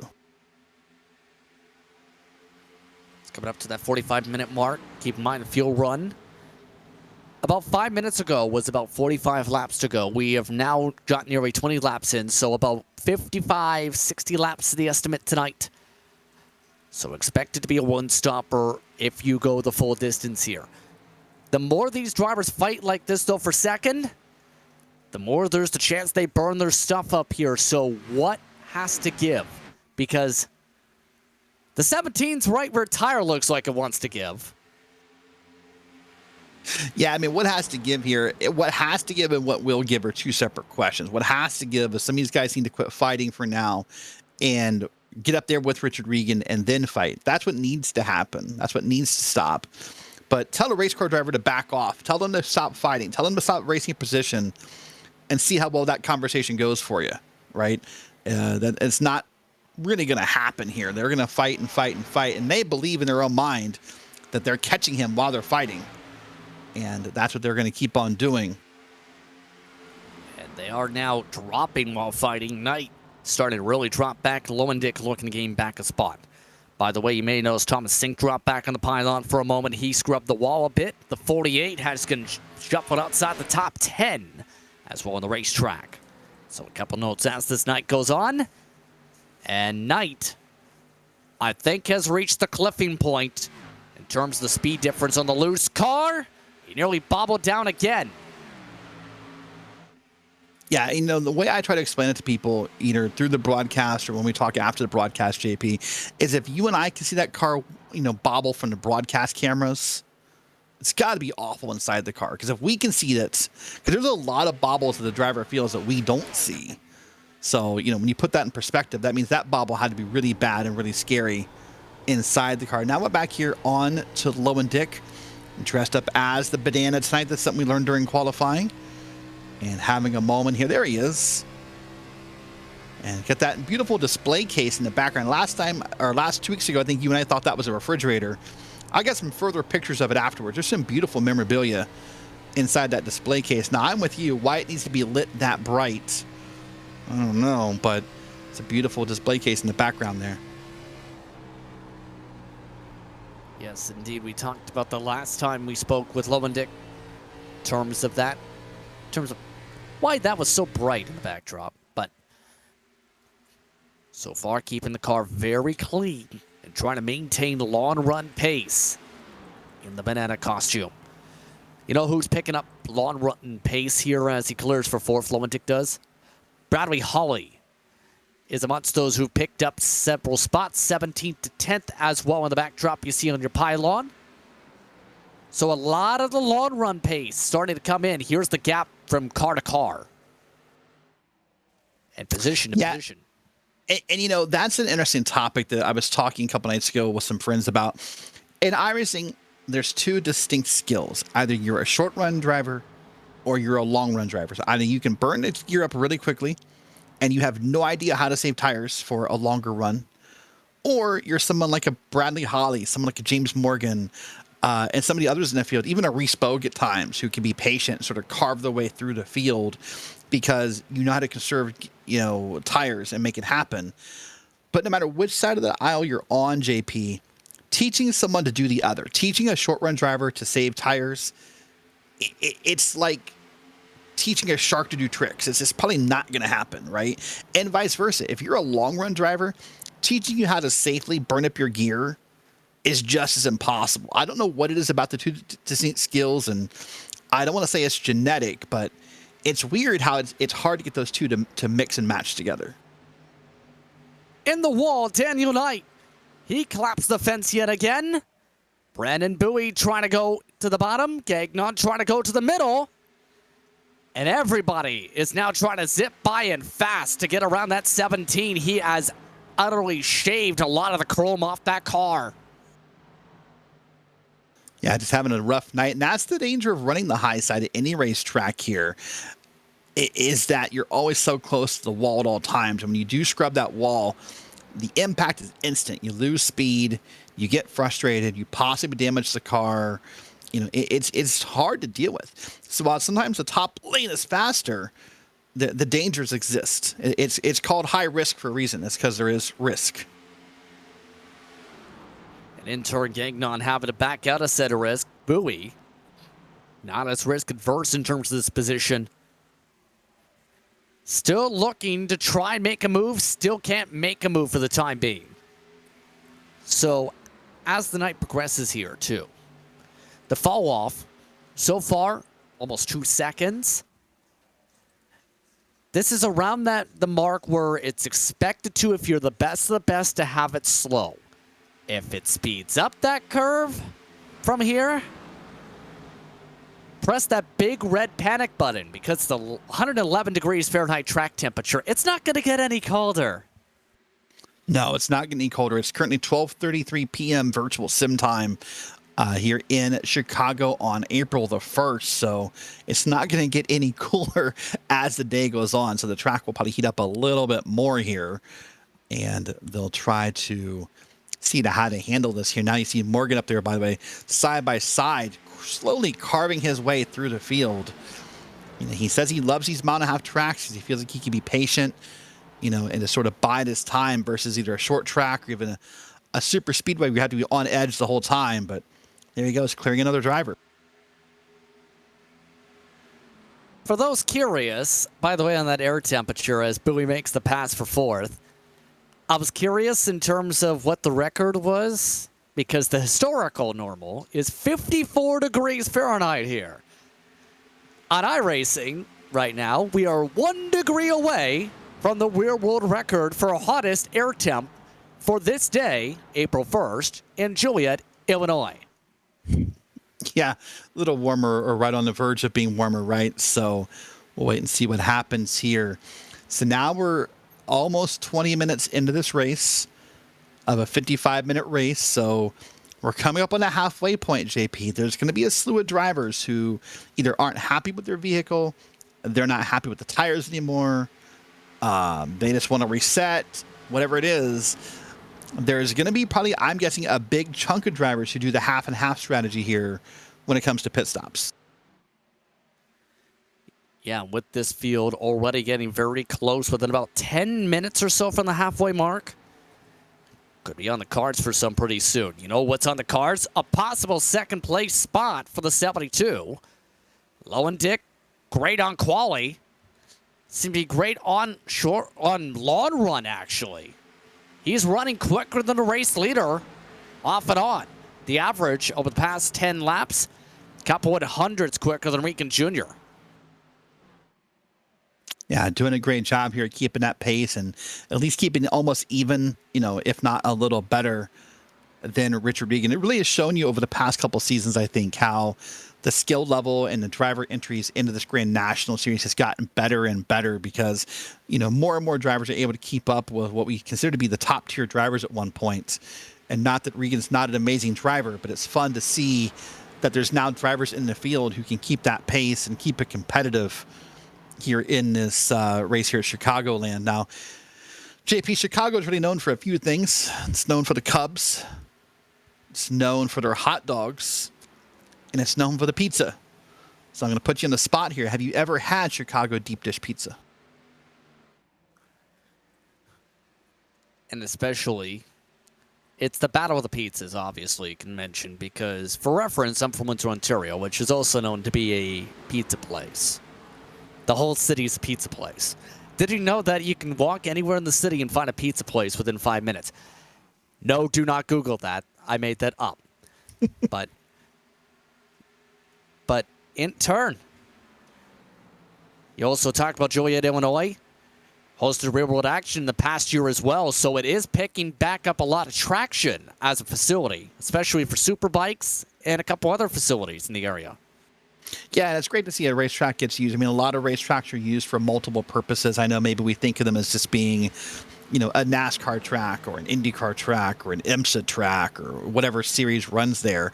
But there's a lot of smaller events that can happen at local racetracks. It's always fun to go to a website and see what small things may be going on. Maybe they're hosting a concert you want to go see or something like that. So really good to see here that this track is going to come back alive, at least in some form.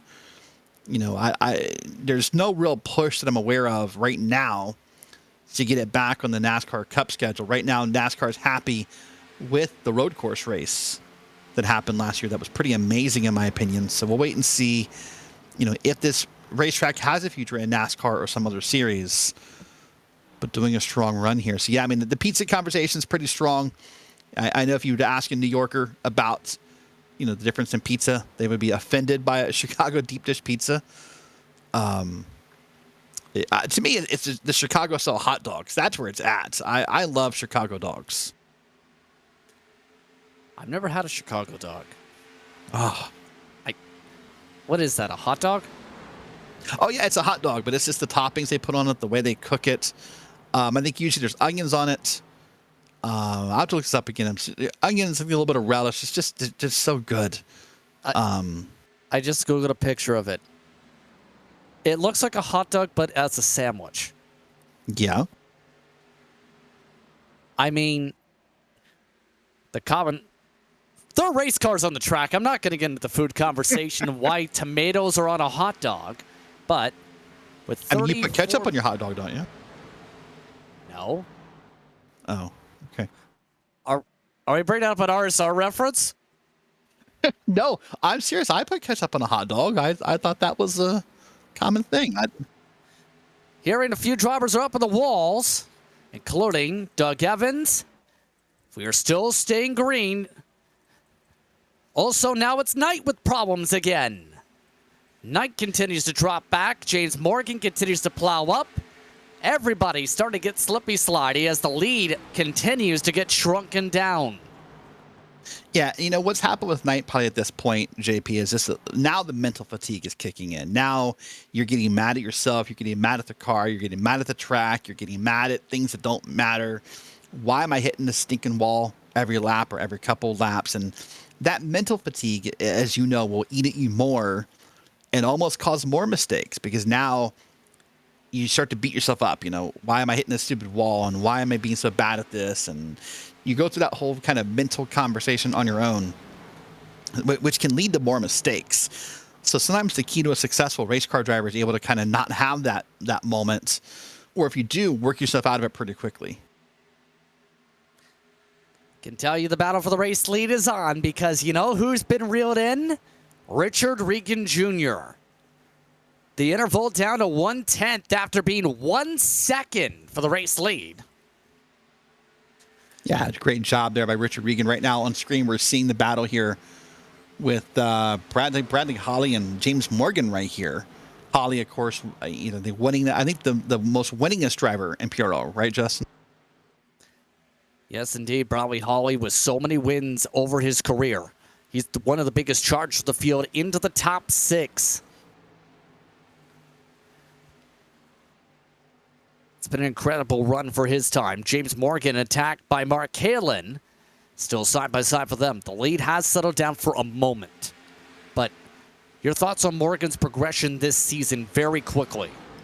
Oh, it's incredible. It's incredible. For someone to go from finishing P19 in points last season to right now, I think second in points this season is incredible. It just shows he's put some practice in, put some time in, the effort. I'm super proud of him.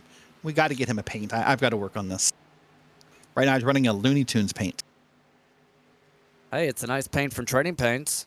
Is he a Jimmy Johnson it's beautiful. fan? I don't know if he is. It's funny. I should ask this question. I was more so thinking, I didn't ask him what his favorite Looney Tunes character is. And if he doesn't say Bugs Bunny, he's fired. I'm just saying that right now. There's no question. No pressure. No pressure. I mean, if he watches the podcast, he'll know the answer. You do realize that's a Sylvester and Tweety Bird paint scheme. But up at the lead, here's what we were just referring to. It's Phipps attacking Regan Jr., Bowie and Lowendick in the popcorn seats. Yeah, great job here. So right now, if Bowie and Lowendick stay in line and don't battle, as Regan and Phipps battle like this, they'll close into that gap. It was once a 2-car race could easily become a 4-car race. And Phipps wants to go. He goes up to the inside. Side by side yet again. Regan Jr. with the preferred group for exit, though. He battles the Beaver aggressively up top. Now, it looks like what Phipps is going to want to do here, he knows if he makes the pass, he needs to make it happen very succinctly, very quickly, and with a statement. That's how he's going to, keep out of this 4-way battle. But right there, look at that. Closed up quickly did Bowie and did Lowendick, and they're almost right on their tails. They're identical, these two on the pace. Keep in mind, the entire field has slowly been reeling them in. Lowendick pushing hard, his wheels shaking hard as he tries to find a way to get back to the front. And what's interesting about the movements we're seeing tonight, JP, in those wheels is sometimes we watch our onboard cameras at these tracks. You see a lot of shaking of the camera and a lot of bouncing back and forth. For some reason, we're not seeing that in the cars tonight. I mean, I'm sure it exists, but it's not as pronounced or not as obvious as it is at places like Atlanta or even Old Michigan, where that can happen. Even Rockingham next week will be a disaster for that probably. But there's a lot of movement in those wheels for what seems to be almost a smooth track here on the service. Well, there are some bumps on the bottom of 3 and 4. If you go too low, like say where Bowie is in 3 and 4, you can actually hit the track and it shoves you up the circuit. Speaking of him, he's going for second. Let's see what Bowie does here. He's still digging that bottom. He's going to get down there, you talked about, and gets it a little up to avoid those bumps. But, man, he is up in P2 and is moving. No surprise for the former eNASCAR Coca-Cola driver from a few years ago, but a decade ago. He works back to the inside for the lead. Regan Jr., he's sliding higher and higher in 1 and 2. He's still been solid on defense through 3 and 4. Yeah, doing a great job here. Now officially clear of Phipps. And now he's going to dig it deep here. Oh, my goodness. Dug it super deep to see if he can hold on to it, if it's going to wash up high. It does wash up there. Wasn't able to hold on to that. And he'll stick behind Regan for now. Keep in mind, the entire field has been reeling in this pack. In fact, 6th through 11th is a 10th of a second quicker on average than your top 5 on racetrack. Not enough to close up fully, but that is how big the fall-off difference has been here. Right now, keep in mind, too, with all this playing out, that time of the pit stop going to be critical. We're halfway in the race here. I was trying to say the pit window is open officially, and it's. I would suspect right now, everyone's probably waiting to see who's going to do it first. Who's going to go first, who's going to make the first call, and then once that first driver comes down pit road, it'll sort of open the floodgates over the next 3 or 4 laps, and everyone will be down there. No signals for pit stops quite yet. We're about 50 laps into this green flag run this time by. Still another poke, and we do have a call. A risky call. The first to come in for the lead group is Ted Lowendick. Is it too early, or is this going to work? Well, the benefit for Lowendick could be the undercut that you and I typically talk about more in road course races, right? He's going to get out of the dirty air of those cars in front of him.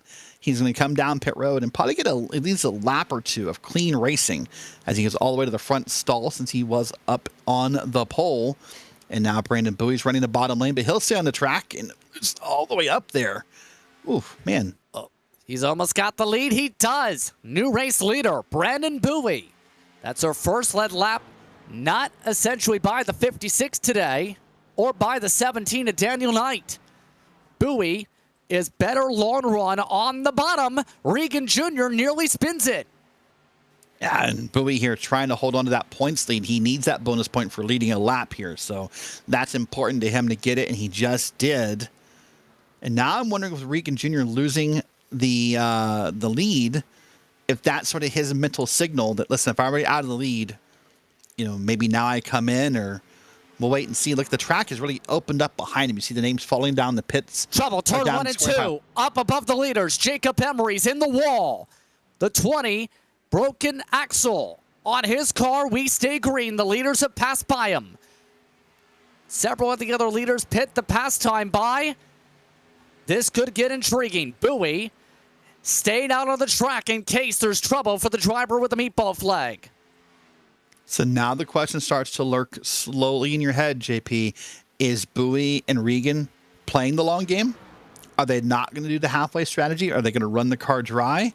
Or are they just waiting for that, that make sure that wasn't a yellow? I don't know yet, but Regan back to the lead here. And our slide job back. Not giving it up too easily here. Of note, more pit stops the previous time by, including Nick Silver, James Morgan, and more. Expecting to peel off here. There it is, Regan Jr. on the brakes. He goes for the undercut on the race leader. Also hearing that pit box is having some troubles. Thomas Sinks missed his stall. Reese Bogue on his pit stop did it on a 45-degree angle. Here's Lowen Dick here now out of pit road, and now is going to have a fun time on those new tires, getting around Jeff Evans and others here. You'll see the power of those new tires. You're going to probably stick to the bottom here, just blow right by. And is having an amazingly easy time getting around these cars. Where will he cycle is going to be the question, or better yet, the interval. Well, it's going to be enough to jump the 56, possibly, yes, by at least a couple seconds. We can tell you that. Lap 55, Lowen Dick currently in the conversation for the net lead with Bowie going as long as possible. Yeah, Bowie right now trying to make that happen and see what he can get out of it here. As you said, though, Lowen Dick easily got around. Oh, there's Bowie. And this should be where a majority of the others come in. Bradley Hawley leads a lap this time. Kalen, Evans, Dunkelberger all stretch it, along with Daniel Knight. Doug Evans, expecting him to come in this time, is. So that's a slow crawl for Bowie to the box. And it looks like a different call for the Wetterback machines, for them to have some undercut aggressively and others overcut aggressively compared to the front pack. Yep, now we're hearing Dunkelberger's going to come in this time, so he'll come down pit road and be one less car on the track. By the way, that pit road speed right there, JP, you look at him go, that's 50 miles an hour. That is like legal speed on some roads here, in the city you live in. But it looks so slow compared to what they do. And it is slow, but think about that when you're going crazy driving down pit road in iRacing. Oh my goodness. Colton Lane rejoining the track. Just about boxed in the leader, the net leader of Ted Lowendick, should say. That's a few second gap, mind you, on the racetrack. Phipps has also had a good entry. The others are in. All the Wetterback cars finishing out their strategy except for one, Jeff Evans. Yep. So just about the whole field is pinned, I was about to say, except for Evans and Terry Radford. Those two have yet to pit. Yeah, and so the question some people ask is, why do these guys wait to pit? What are they hoping to gain out of it? What they're really hoping to gain out of it, JP, most likely, is that a yellow comes out. And now they've moved themselves from the back of the field to the front. Maybe they get to pit with the field because the field will pit again and put new tires on. Here's Jeff Evans, by the way. He's going to give up the lead. And that should cycle Lowendick back to the front of this field here and put him ahead of Dustin Scruggs. So that does get him a lead lap, but Ted Lowendick expecting to cycle to the lead. Not for long, because guess who is coming? Behind the 60, Regan Jr., Scruggs, and Phipps are all reeling him in and fast. Yeah, it's just sort of a replay of what we saw earlier almost. This time it's Lowendick, though, so we'll see how good Teddy is at blocking and at least not blocking, but at least holding on to that lead. And sometimes catching the leader and passing the leader can be different, but there's Regan to the outside. He's hoping to do it easily. He tries to play some defense. Regan Jr. drives by him like he's standing still. 4 or 5 laps difference on the tires coming to play there. Scruggs He's got a 1 or 2 lap difference on tires. He looks now for his highest spot of the race. He's looking for second all of a sudden. Yeah, Scruggs having a great season here, pretty high up in the points for the Grand National Series, and just sort of marching his way through. Now makes that pass easily on the outside here, and should clear it probably out of turns 3 and 4. Yes, he does. In fact, despite being an older rubber than the 56, he's on par, if not a little quicker than your current leader. Phipps, by the way, has also joined the pack. You know who's also up here all of a sudden? After losing a lot of ground at the end of the run, James Morgan is in the top 5. How long is a big question, because you'll also find out who's in that grouping. Brandon Bowie has just joined the main chat as well. Yeah, it's such a great cavalcade of stars right here in this front pack, and obviously there's stars and great names further back as well, but every time you list off a name like, ooh, that's a big name, ooh, that's a big name, ooh, that's a potential racer, ooh, there's Morgan, ooh, almost cut off the nose of Lowendick there.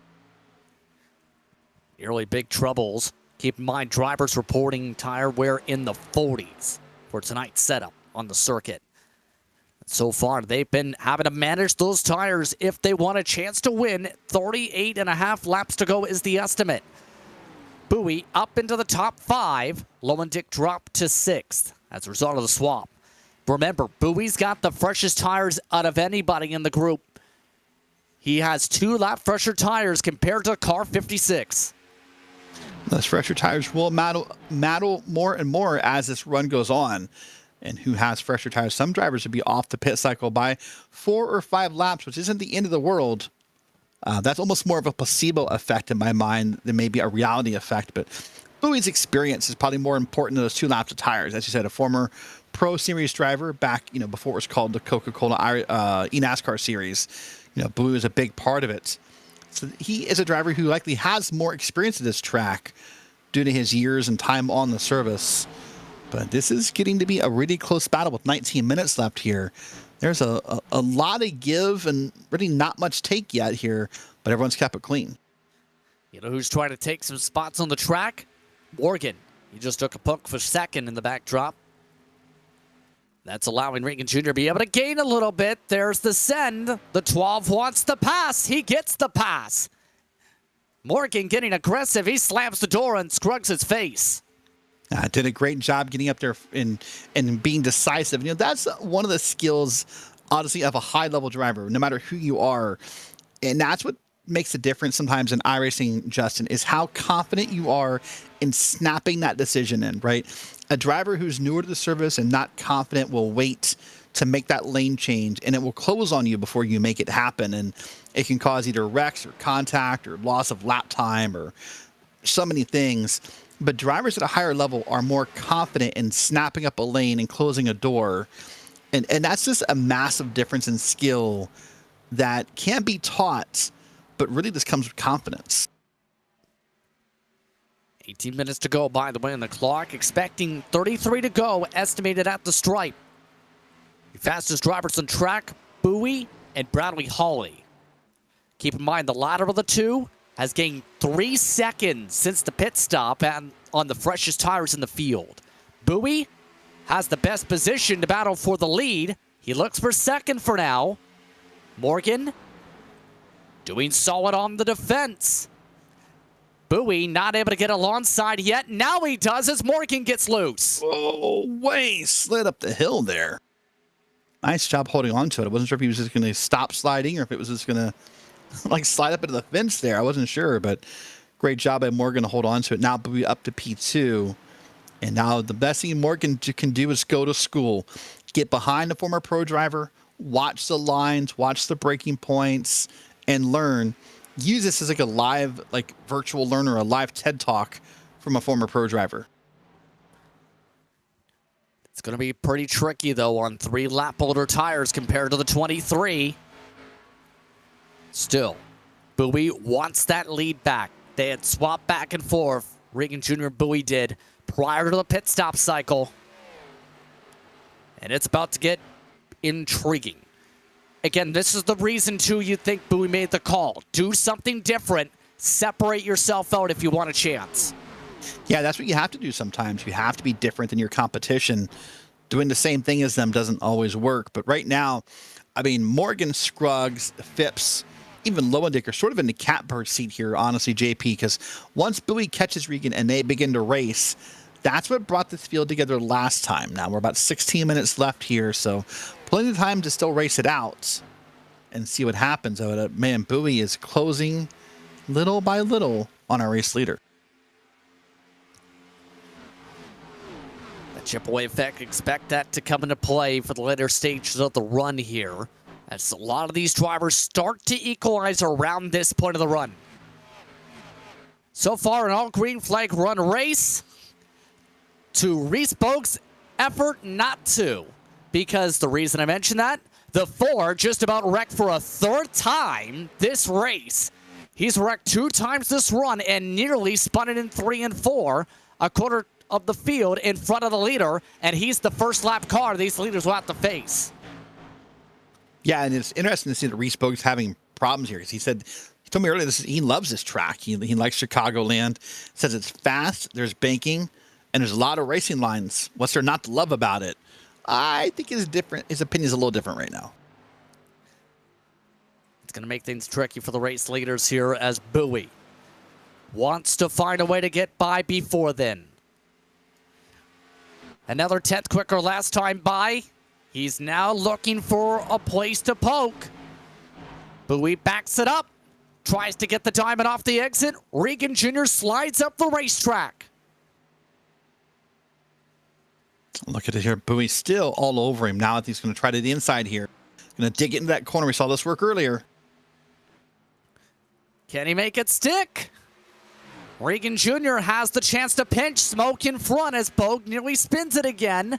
Bowie tries to get the launch down for 1 and 2. He looks to try and send it again. Regan Jr. again, though, with a chance to push and pinch. Not quite there yet. He keeps trying. He just wants to let Regan know he's there. This isn't about making the pass maybe as much as just putting the pressure on and waiting to see what will happen here if he does put that pressure. But now look at that. Regan's now moved down to counteract that move. Oh, we got loose from that. Bowie took air off the spoiler. He's got the run. The Bowie Esports car for the race lead. Looking to stick it along the white line. Can he complete the slide job? Not yet. No, but he's just about to, I think, because he'll get the inside run here into the turns 3 and 4.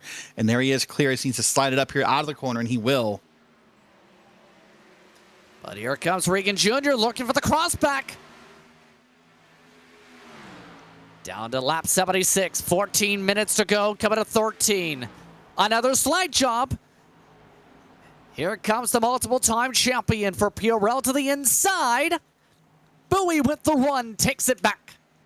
Looked like Regan had a hard time holding that car on the bottom and just started sliding it sooner than he wanted to. And I think lifted to make sure he didn't slide up into Bowie, so that's how he didn't complete that pass. Lap traffic now, trying to let the leaders go. The 4 is off the gas. That's Reese Bogue up against the outside. His co-team owner looking for a chance to get a run back. And it's not going to be easy the rest of the way if you're Regan Jr., though. He has older tires, and Bowie has shown he's better at this point of the run until about the final few laps. Yeah, he has shown he's better. And we say all the time, JP, catching a car and passing a car can be two very, very, very different things. And you see right here, look at that, though, from this point of view. Let's watch this again in this corner. We're getting a little bit of hand movement there, but this is pretty calm compared to, I think, what we saw earlier from other drivers. Very little movement there. Little counter steer. Oh, out of the corner, though. That's the scary part.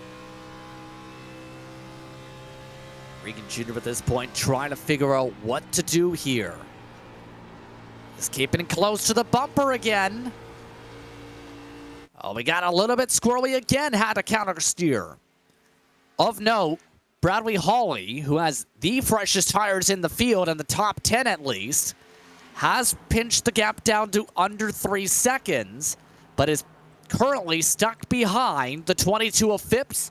He's now trying different lines here to see if he can do anything to make the pass. He was down to 2 seconds flat before he reached Phipps. Yes, and now that'll be the question is, what does he do for the rest of the race here? Going to dig well under the 4, who's a slower car, and make that pass very easy. Look at that, different lighting colors for Bradley Holly tonight, JP. Used to seeing that kind of that purplish or that pinkish tone in the room. Tonight, it's dark blue. Well, he is running the blue car, which makes sense why it'd be blue. But right now, with 11 minutes to go, he needs to find a way to get any pass down.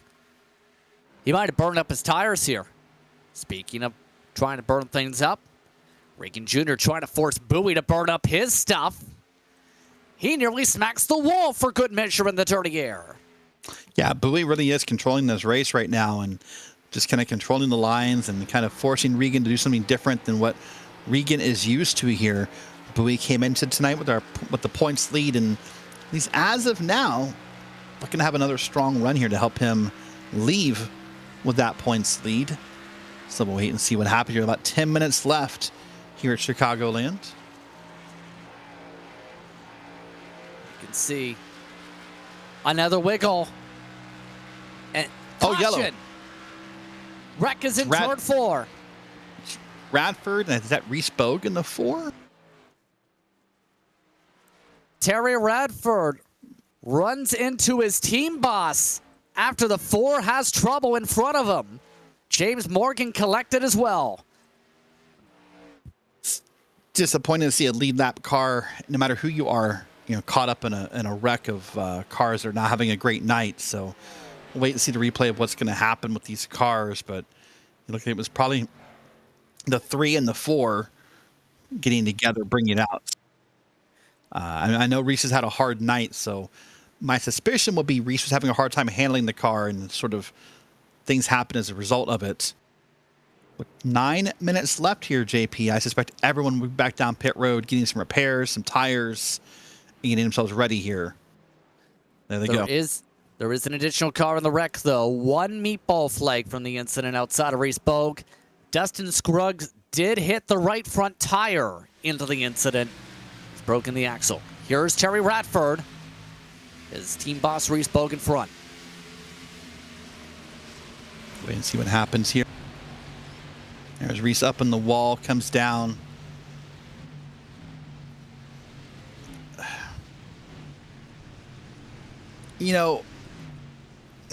That's such a hard thing because, it's hard to tell from that angle. But my other problem with that wreck, if I'm honest with you, JP, is it doesn't look like Terry really ever bothered to lift. Honestly, maybe he did, and maybe that angle is hard to tell with the speed. But I mean, Reese is spinning in front of you. I don't know.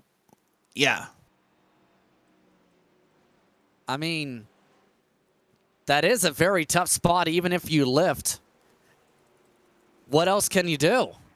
You could move down the track. You could lift. You could not run him over. You could, try. I mean, I'd want to see it again before maybe my perception of it is wrong based upon the optical illusion of it. I'm not sure, but yeah, I don't know.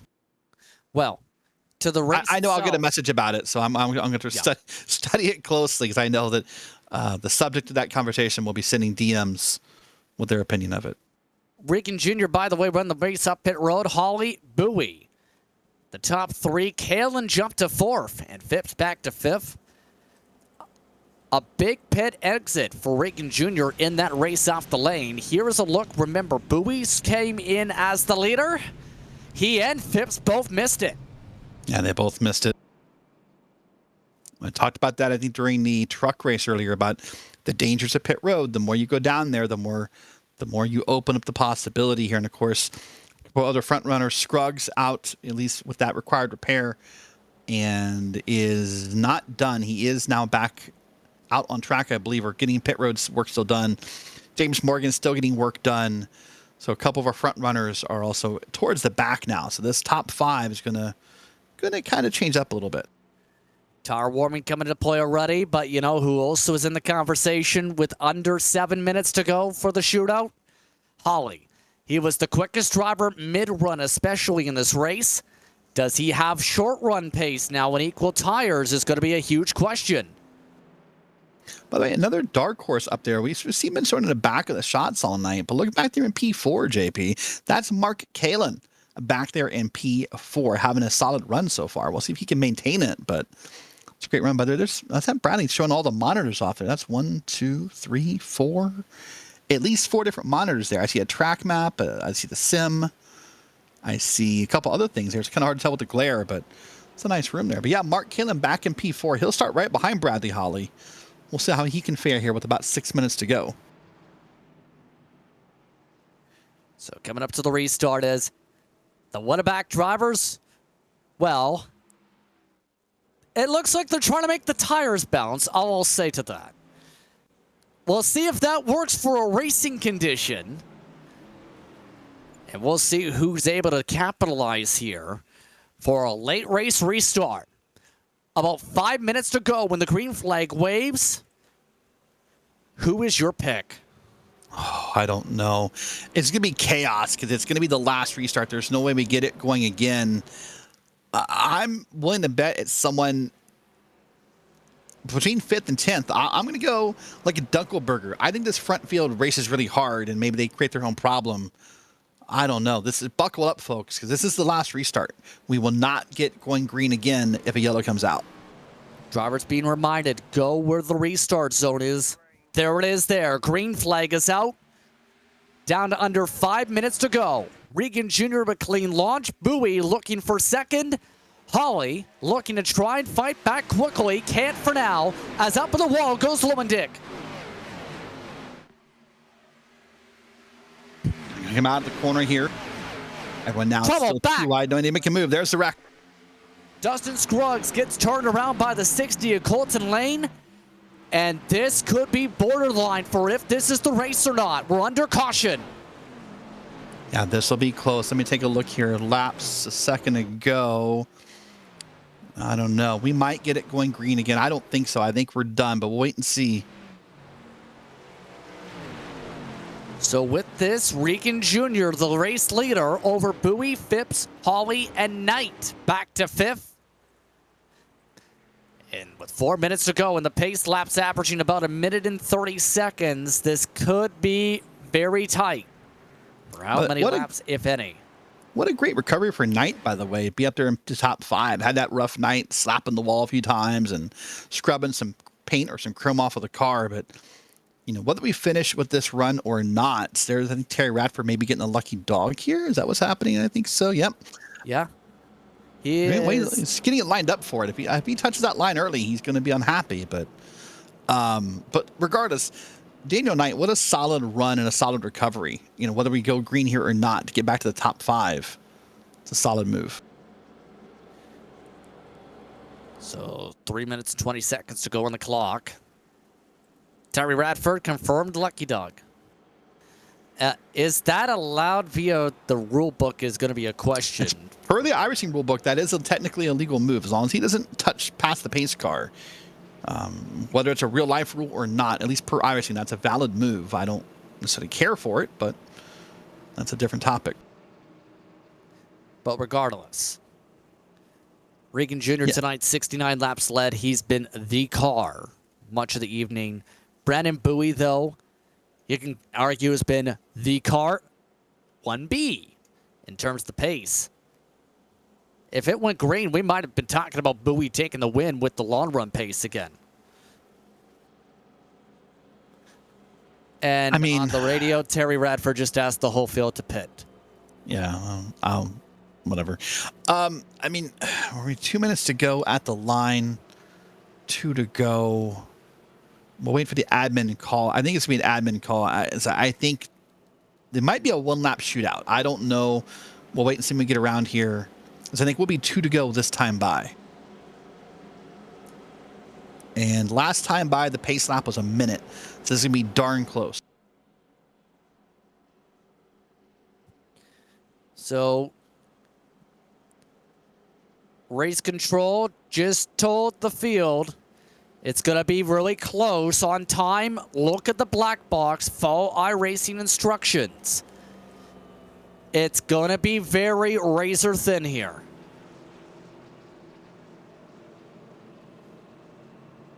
again. Yeah, Go ahead. Yeah, like, so now the question is, as a driver, you can't relax. You need to keep yourself amped up until you know the race is over. And if you're Richard Regan, you're begging for it to be over. If you're Brandon Bowie, you almost want to go there and bump draft the pace car, see if we can get up there a little faster. And being told by race control, or at least by drivers in the know, that it could come down to when they throw the white flag. If it's thrown at the stripe this time, so at 32 seconds on the clock's the estimate, it likely is going to be the end of the race, obviously, if the white's out. If it's over that, I don't know what to say. We might see things. And it looks like we're going to get a look to Barney. There's no white flag in his hand. Let's see, he's going to change it really quickly here. Only a yellow. Lights are out on the iRacing pace truck. We might be getting in sim white. We'll see what happens here. White flag has just been confirmed. Some of the drivers in the field have now just reported white flag in sim. All right, so what's going to happen here is they're just going to say single file. Technically, the pace truck's probably going to pull down, JP. The admins will ask these guys not to race it back. What would happen here technically is that they would have like a 500-foot, maybe longer than that, a 500-yard race to the line. But the admins are going to say, don't race it, just finish it as we are. So, yeah, it looks like Richard Regan, by all means and purposes, has won this race. So the instruction completely forwarded over now. It is the final lap. Through 3 and 4, Richard Regan Jr. put up speed from the onset tonight. He took that speed, ran away by a good second plus for parts of the evening, and in turn the short run speed ends up being the difference. As the pace truck goes back to its house, Richard Regan Jr. will take his 56 car to the victory lane circle. Checker flag, he wins at Chicagoland. Well, a great race overall. Maybe not the race ending people want because it's, under caution and under pace laps, but Regan, Bowie, and others had an amazing run tonight and should be proud of themselves for the show they put on. And Regan, just another win, another notch in that belt. He's not the Bradley Holly levels of wins, JP, but Richard Regan, another formidable name here in the PRL. It's the second win of the season, by the way.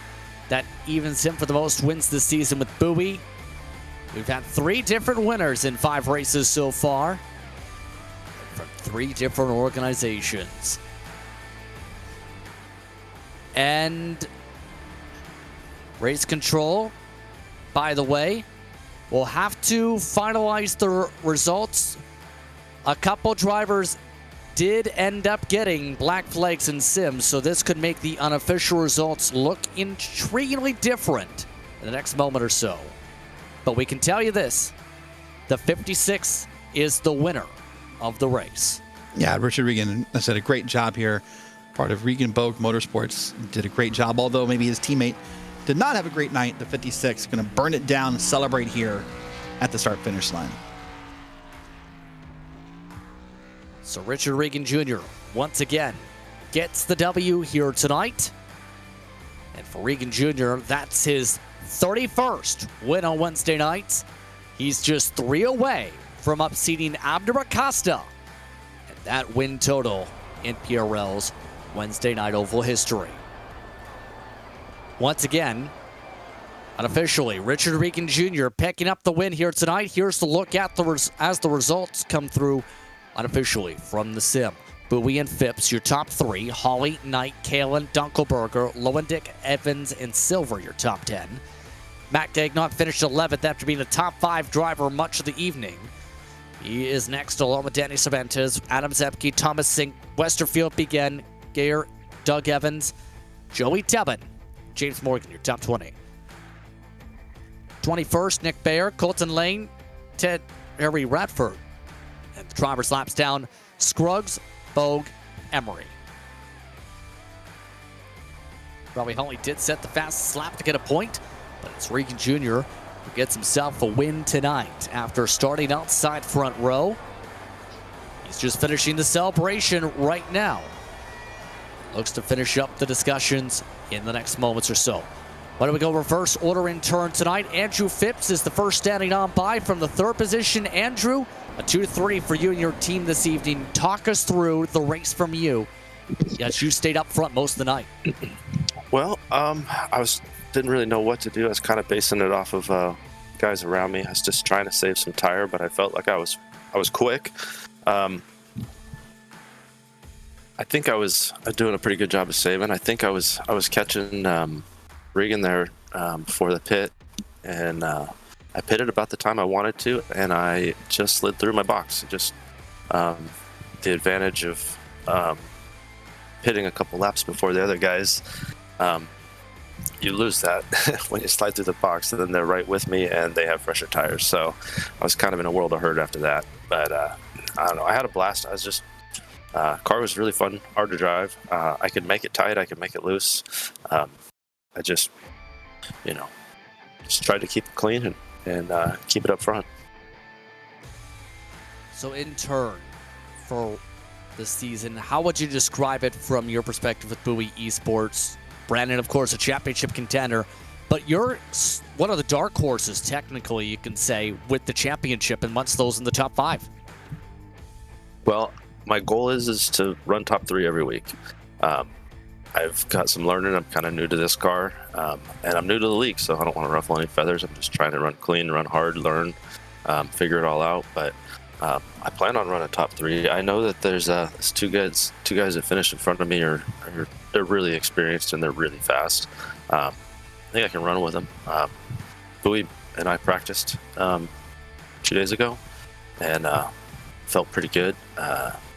Just need to keep putting laps down and keep racing with these guys. Racing with really good guys like this just makes you better. So I'm having a blast learning with these guys. It's a great league, and I'm having a fun time. The last stage of the fantasy portion of the schedule this season, it's the Rock. How do you feel about Rockingham with this car? I've never driven this car at Rockingham, but Rockingham's fun. I've raced it in the Gen 4 car and in the ARCA car and in the Cup car, and it's a fun, tough, really abrasive track, and I'm sure it'll be a handful. I think the harder it is to drive, the more I'm going to enjoy it, so I think it'll be a great time. Well, congratulations once again on the podium. Thank you very much. I appreciate it, guys. It's Andrew Phipps coming away in the third spot. His team boss, Brandon Bowie, is with Derek. Brandon, well, at the end of the race here, we were sort of joking in the booth. You may have wanted to bump draft the pace car and see if we could get that one lap in. But a great job overall tonight. What was your perspective of the race, racing side by side with Richard?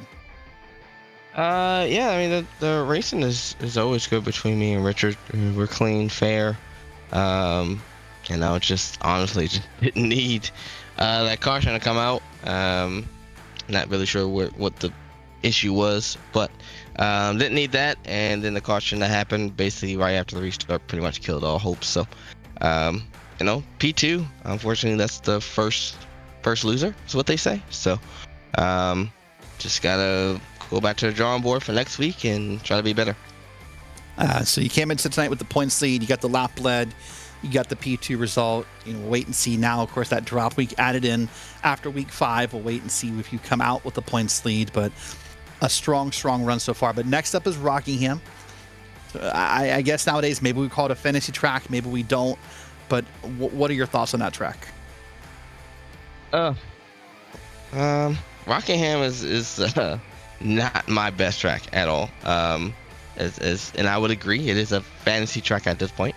But it does put on some good racing, a lot of slipping and sliding.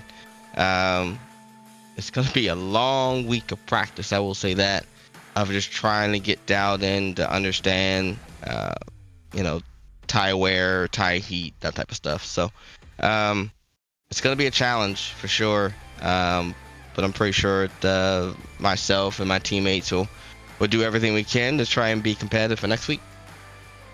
Well, I know it's not the result you want. Obviously, the yellow coming out sort of killed that run between you and Richard, but a P2 is still a solid run, and we'll see you next week at the Rock.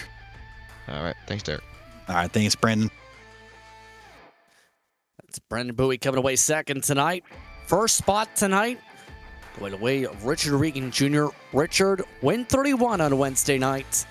How would you describe the race here tonight and your battles with Bowie? Yeah, the racing I thought was pretty good.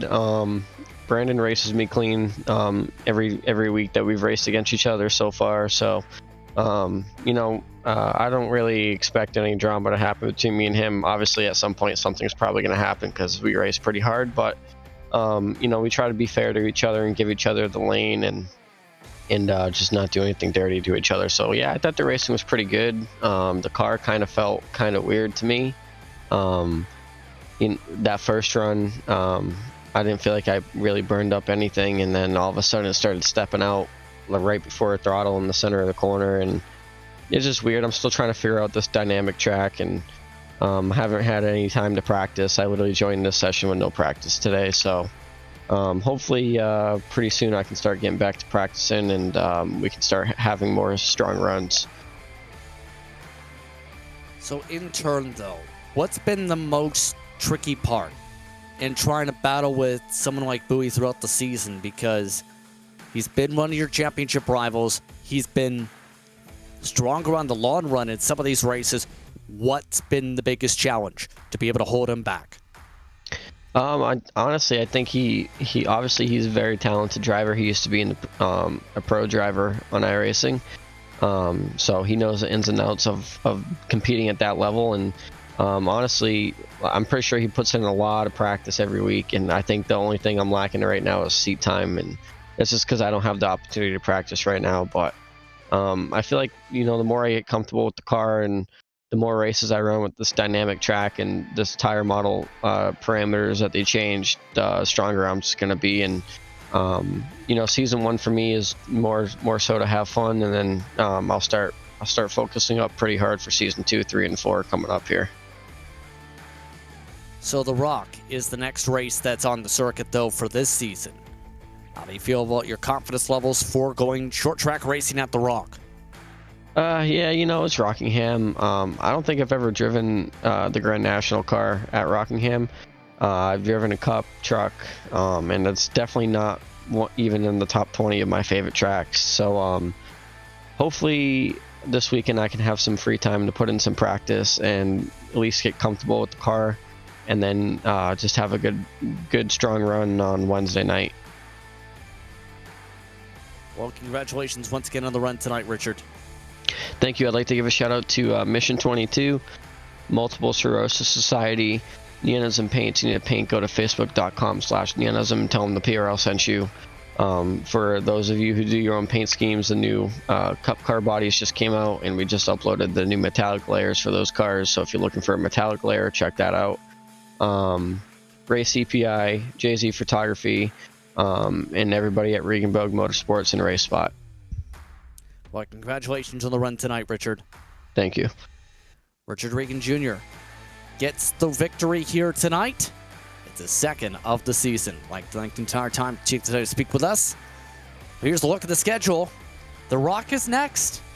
How do you feel about going to one of NASCAR's oldest facilities and a place where lots of stars ended up going to victory lane?